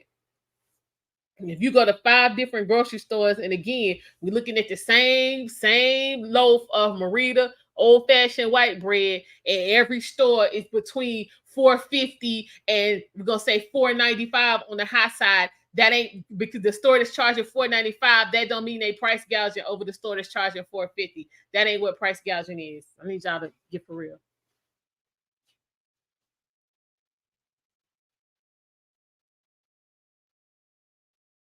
I mean, Kroger's always been a more expensive store than the rest of them. So, what are you saying?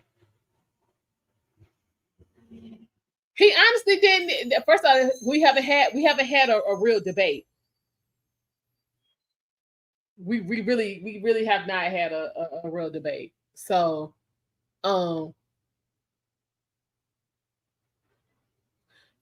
yeah, farmers are hurting because most of what we are consuming is some kind of is modified in some kind of manner, and you know what I'm saying, processed and manufactured. It's not like, you know what I'm saying, the farmers, let's say for instance, are growing, you know what I'm saying, beans, greens, potatoes, and tomatoes, and we getting it directly from them and they end up in the store. It's so much shit. We sending them modified seeds, we sending them, you know what I'm saying, spray this on it, you know what I'm saying, so you can get the most bang for the buck.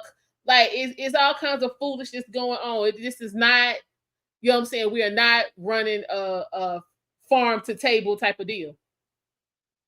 It's all kind of bullshit in the middle. It's already bullshit going on before they even receive the seeds they even put in the ground. The seeds ain't straight. So what are we talking about?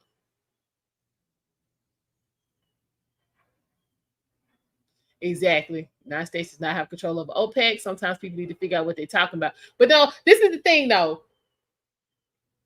And I literally just had this conversation with a good friend of mine, another content creator, right before, you know, say we started this stream. Every conversation ain't for everybody. Sometimes you got to get into a position where, you know, okay, I don't really have anything to add to this particular conversation, but let me listen, so when the next conversation come around, I might be able to add something to it. It ain't that deep, y'all. It's sad when people say we don't need farmers, but we have stores. Who said that?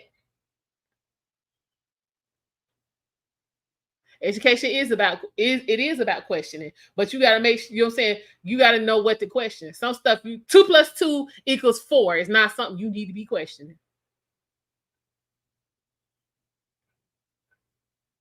Like, let's be real. You gotta know what to question. That's part of using the education you already have. I don't Hold on. I don't call that gang up on Trump a debate. It wasn't, Bradley. It wasn't. That's what I said. There's no need. There was no need for him to even come to that in the first place. But he came again. That's like the 5th act of good faith we've seen from this man. And I'm not sitting up here trying to tell y'all I'm voting for him. What I'm saying is based on, because I've been covering all this from the, well, I ain't gonna say from the very beginning, but I mean, like, you know what I'm saying, would speak on different things, but like I really got, you know, dedicated to getting this information out after the first, you know what I'm saying, assassination attempt. So we've seen um him do multiple acts of good faith. And I personally wouldn't even been there because he knew the deck was stacked against him in the first place. And he still showed up. So listen, that's like being invited to a gunfight, and then, you know what I'm saying, the people tell you you can't bring your gun. But you still come to the gunfight.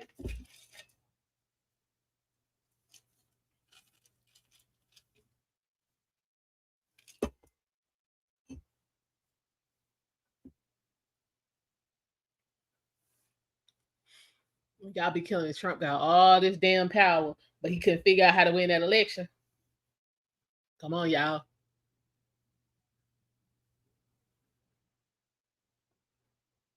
You say Democrats always bring a bad economy at. Are we gonna add? Yeah, now I'm gonna sit here and be real with y'all. Them first 2.5 years of baby Bush was rough for me. I ain't gonna lie, they was rough. It was rough. I ain't gonna sit here and tell you no lie. It was rough, honey. Especially coming off of Clinton. Shit. I had money everywhere messing with Clinton. And the only reason I had money everywhere is because I went to work. I was willing to work for it. They offered it. I took advantage. The place I was working was, you know what I'm saying, in the midst of expanding. So they were like, we really don't have all the manpower we want, but this is what we're going to offer you. So first of all, you're saying starting pay was very good. And then they offered shift differentials because it was a 24-hour, spot. So you got shift differential. Then because they noticed the trend, where people were, by Friday getting burnt out and calling out and, being missing for the weekend, what they did was they said, look, you work your shift on Friday. You're going to continue to get your shift differential, whatever else giveaways, or incentives we have. Plus, we're going to give you $8 on top of your regularly hourly rate. So you got your regular money, you got $8 an hour on top of that, you got the shift differential, and then you got whatever tangible stuff they was giving away. They was giving stuff away like I work in North Carolina. And so where I am, I'm like right at the North Carolina, South Carolina border. And for those of y'all who know, our amusement park is called Carowinds. So half Carowinds is in North Carolina, other half is in South Carolina. So they would do stuff like, give you season passes, or the parking pass, or like the unlimited drink pass, gift cards like Foot Locker, all kind of concert tickets, all that kind of stuff. So I was like, well, shoot, you giving me $8 an hour on top of the bank I'm already getting from you? I'm gonna be in here all day. And I would do that. And on Saturday, they would give you $10 on top of your money. So you work Friday and Saturday, you already making an extra $20 an hour. I was wearing they ass out. I'm talking about from open to close, getting all that bread. And then the thing is, after a certain period of time in the day, we would be caught up with the work. So it wasn't like we was getting slammed, but we were still getting paid. So if you're willing to do the work and you saying you get presented with an opportunity where you can excel and get yourself in a different, position, you got to take advantage of it. So I did that. So I was able, to have bank on top of bank on top of bank. And I was able to use that same bank to get me through them, first 2.5 years of things being rough under baby Bush. Cause he came in and cut all of that. That was over. But because I did the work, I had them resources to work with. So when things got lean, I was, I was able to make do. Supply was down because he broke out with that. You can't work if you don't get the jab. We're going to stop acting like that didn't happen. We're going to stop acting like that didn't happen. People out here who want to work and you talking about some no, because I got this other agenda I'm trying to push. And kudos to them people who didn't do it. Cool, especially with what we know now. Kudos to them people who was like, I'll just have to find a new career avenue.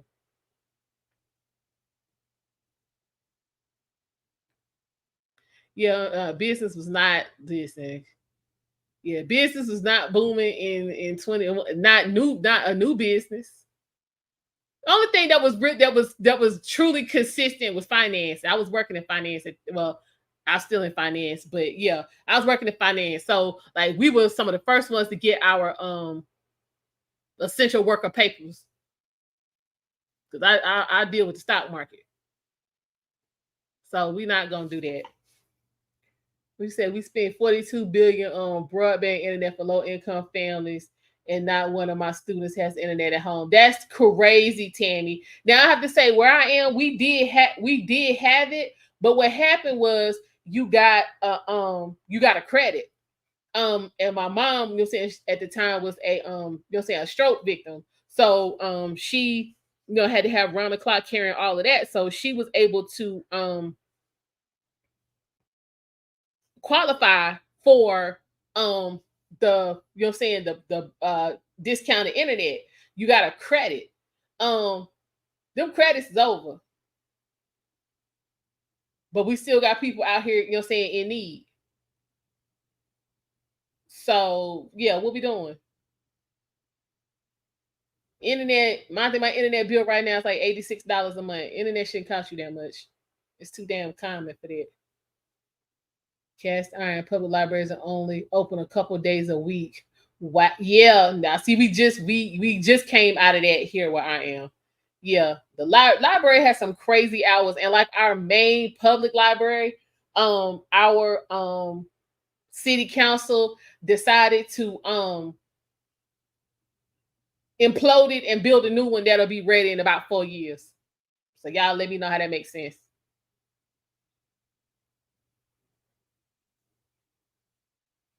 Thank you, Yer. I appreciate that. I mean, see, that's what we're here for, Tammy. You know what I'm saying? Yo, they did what I asked and are further in the conversation, you know what I'm saying, with the comments. We may not agree with them, but again, it is definitely something that we can discuss. It's not just, you know, random insults and all that kind of stuff. But yeah, they literally bulldozed our library to the ground and was like, yeah, we're gonna rebuild it, but yeah, it should be open by, they saying 29, but where I am, hell, it'll probably be 32. Because they could even come together on the timeline of the implode joint. So that's what we working with. Okay, so Trump disbanded the pandemic department to protect us and foresee about upcoming pandemic as his first move as the president. Wow. Okay, well, first of all, we've never seen anything like C19, and half of that stuff that Dave was telling y'all to do, I wasn't really listening. You did it, and half the people you messed up. So again, we've never seen anything like C19. Honestly, I think if something at this point, if something close to that, or even God forbid, worse comes, we still gonna be messed up because we didn't take advantage of the opportunity to really get, you know what I'm saying, sit down and do some research and get some information. It went from okay, we got some people dying, everybody stay in the house, to just take this vaccine that ain't gonna keep you from getting it, and will probably take you out on its own. So we didn't take advantage of the opportunity to really, you know what I'm saying, get some, you know, information we could use for later on. So hell, if we get something else, we gonna be messed up. I'm just saying, wash your ass, wash your hands, stay out of people's face. That's your problem. See, that was the main thing. Didn't nobody want to sit down nowhere. Everybody I don't want to be in there because you made bad life decisions. So you couldn't, you know what I'm saying, spend 12 hours a day with people you chose to be around. That's damn shame. I'm just saying, y'all made bad life decisions, and C19 brought that to the forefront. But yeah, we and I'll say that for, you know what I'm saying, Trump's administration and our current, you know what I'm saying, Biden administration. Neither one of them took advantage, as far as I'm concerned, to my satisfaction, to find out all they need to know about C19. Neither one of them. So I'm not. Nobody was booing in 21 and 22. You could put all that on Biden, and that's what you'll be getting if Trump wins again. Nope, I can't. Made bad life decisions and blame Democrats. Republicans made bad life decisions and blame Democrats. Democrats made bad life decisions and blame Republicans. Ain't that how it go? Blame yourself. You made them bad life decisions. You damn well you didn't love that man, but you know what I'm saying, you buried him and figured out how to stay gone 16 hours of the day. Then COVID hit, and now y'all got to be in the same space, and you can't stand each other, but you didn't want that man before. You just wanted what he had to offer. Men, same thing. You knew you wasn't loving her. You knew she wasn't, you know what I'm saying, gonna be the cook and clean and make sure y'all, you know what I'm saying, got groceries in the house type of wife, but because the sex was good or she looked good, you went along with that bullshit. C19 came, and now y'all in there messed up. Bad life decisions.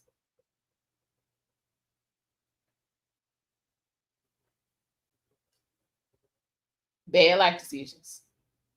C19 just put a magnifying glass on that. Bad life decisions. Now, like I said, I'm in finance, so I, have, coworkers, then we become good friends over the years. They, as well as myself, took that opportunity. Since we in the house, we can't really go nowhere, especially the ones who live in the same city as I do, because we actually had an additional curfew on top of the quarantine at one point. Oh, okay. Well, we can't go nowhere. We might as well, take this time to better ourselves. So let's see what's going on. Local community colleges, were like, look, we got some money laying around. We wasn't able to really use it because enrollment is down because people scared. Like, what you want to do? So I literally got an entire degree for free because of C19. I have one class to take, and I have to pay for that class because there are no more funds available because the economy is such trash. But entire degree for free. So what was y'all doing besides sitting around crying about how you can't go and be out in the street and ignore what's going on in your face? Because I had plenty of coworkers, was boohooing and crying. I want to go back into the office. I don't want to be at home no more. I'm going stir crazy. Why? You trying to get back and see, dudes you creeping with?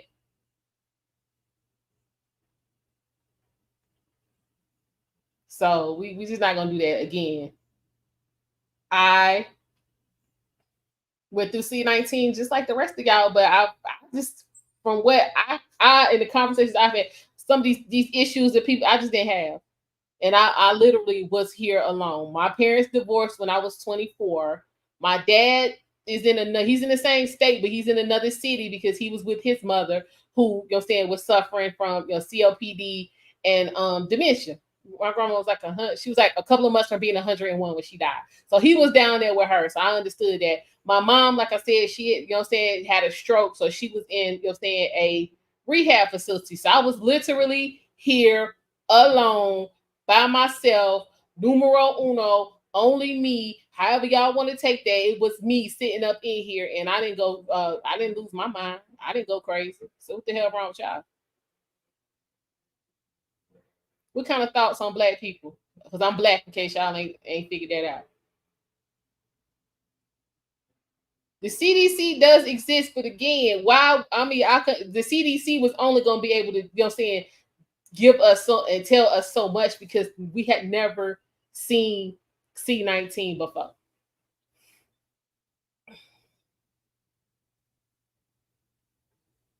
He could be referenced in Project 2025 if he wants to. He didn't write it. He didn't tell any of them to write it. It's a new version of that come out every election cycle for both parties. So who gives a damn?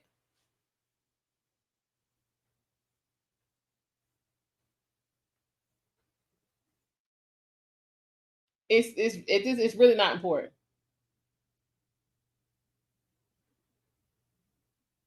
No, that's what I'm saying, Tim. People have stuff to do.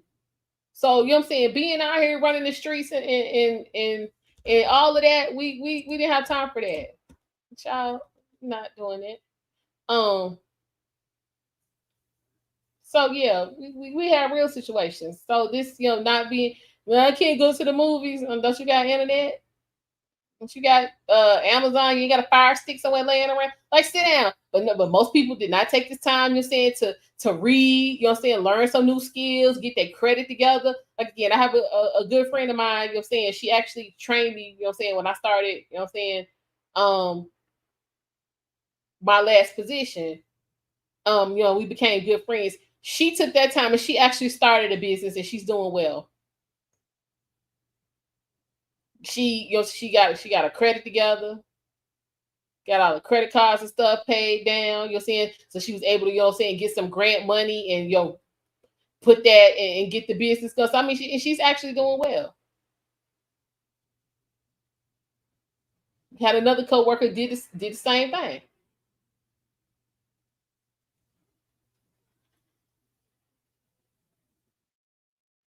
So, I mean, it was about what you decided to do at that time. Now, we had some other coworkers, say took that time to, get pregnant. And then turn around and cry about being a single parent.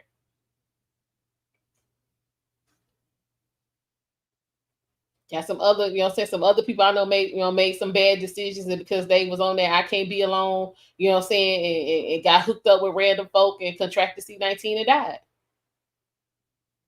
Had another friend, she's had it 4 times. She's still here. But again, she was one of them. I can't sit down. I can't sit down. I can't. Just be still. So again, C-19 was kind of one of those. Is what you made of it. All of my family, came through the other side. My sister actually, she's had it twice. She didn't contract it until it was supposedly over and you could go back to your life in the world, as you wanted, to live. And she actually went to a Baltimore Orioles game, and this guy, coughed, and that's how she got it the first time. Second time she went to dinner with a friend, and he was like, nah, I'm good, and she messed around and got it.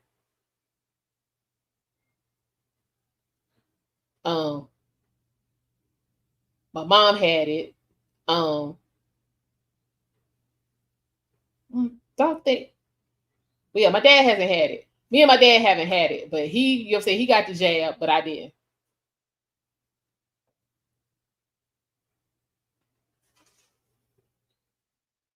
Well, thank you, John. But yeah, we never seen anything like C-19. And like I said, something come again because y'all was so hell bent on I got to be outside, I got to go back to doing what I'm doing so I can distract myself from the real issues. Y'all gonna be messed up again. I'm gonna do the same shit I did the last time. And I'll see y'all on the other side to tell y'all all about it. Stan, quit playing. We're not doing that. We're gonna set up here and say it 16 times. There are a different version of that. It just have a different name. Comes out every election cycle, and it comes out for both parties. I don't understand what's hard about that. The Heritage Foundation been around since the damn 60s. They've been writing up bullshit since the 80s. What was the problem?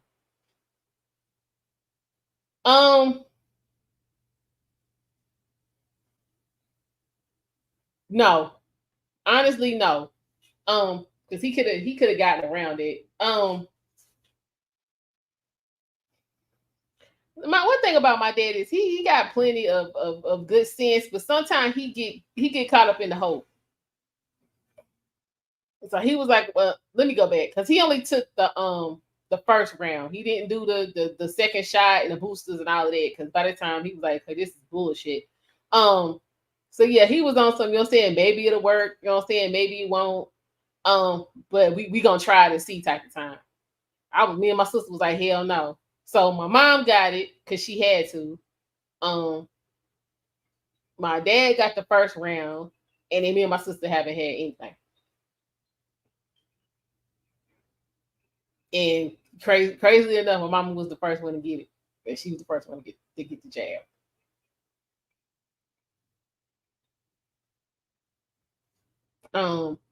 My grandfather. This is the crazy part. He got it while he was in the hospital. Make sense. He had been in the hospital for 2 weeks when he got C-19.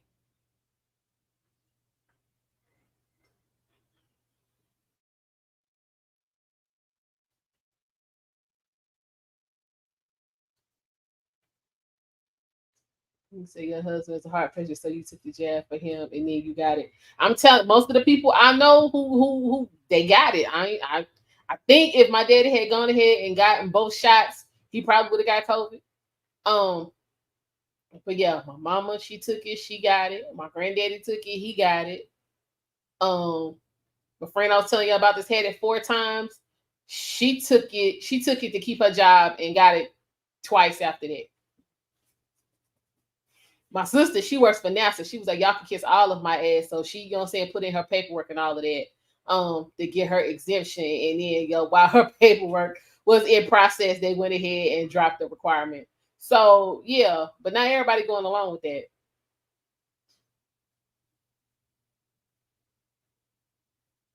I mean, I'm gonna say I know people who who took it and got messed up.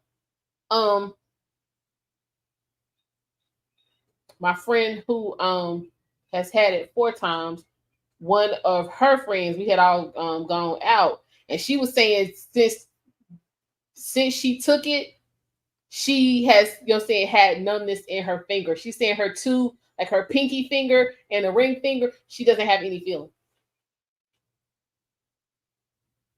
And this was like 3 weeks ago we went out.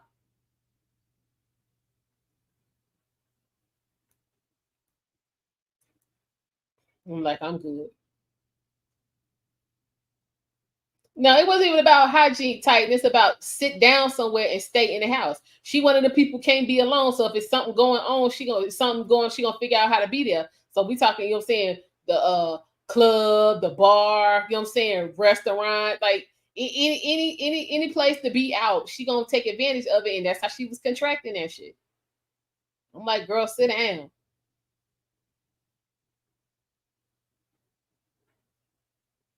Somebody coughing in your face or sneezing and you walk into it ain't really got nothing to do with hygiene.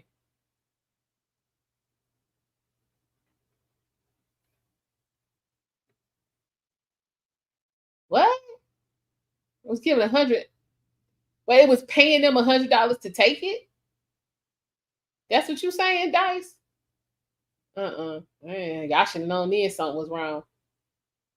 I'm just saying because for those of y'all who have kids and all, when you had your babies and you had to take them for their shot series and all of that. Weren't you advised that these vaccines that they was taking was going to keep them from getting certain ailments? Oh yeah, Dice, we ain't doing that. Child, man, I'm telling you, some people will do anything for some money. $100 is nothing. $100 ain't even gonna buy you a week's worth of groceries. The hell, I'm gonna put something in my body for that for? I can't do it. $100, like, let's stop playing. That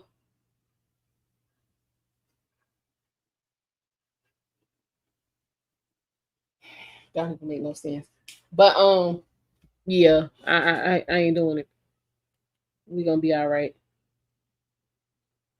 We gonna be all right. Okay, y'all. We have crossed the 3 o'clock hour. Speaking of my granddaddy, I gotta go check on him. So we're gonna go ahead and wrap this up. I'm telling you, it seems like everybody I know who took both, both rounds and did all what they were supposed to do, they had some kind of issue. I'm gonna let y'all have it. I can't, my life, the way my life set up, I'm the only one here, so I don't really have nobody who can come, come take care of me. So ain't no need me putting myself in no position to be getting messed up. That just ain't what we need to be doing. Okay, y'all. Now tomorrow's gonna be interesting because Donald Trump is actually gonna be the next town over from where I am. For those of y'all who know, I did, try to go when he came, not the last time, but the time before, but traffic was just all messed up. So I did put in a request for a ticket for tomorrow, and it has been granted. So I is actually going to be about a mile down the road from where my grandfather is. So in my travels over there today, I'm going to basically scope out the scene, so to speak, and see if that is going to be possible for me to go over there tomorrow. So depending on whether or not that is actually going to work, we may have a live stream. If I get somebody to man it for me. Or I have a video of my adventures at the Trump rally tomorrow. So we'll see. I'll know later on tonight which way that's gonna go. But definitely make sure you got your notifications on. Make sure you hit the like button. I appreciate it. Share this information. I have enjoyed chatting with you guys. I appreciate you stopping by and keeping me company for a better part of this afternoon. I will see y'all later on. Take care, stay safe, and stay educated.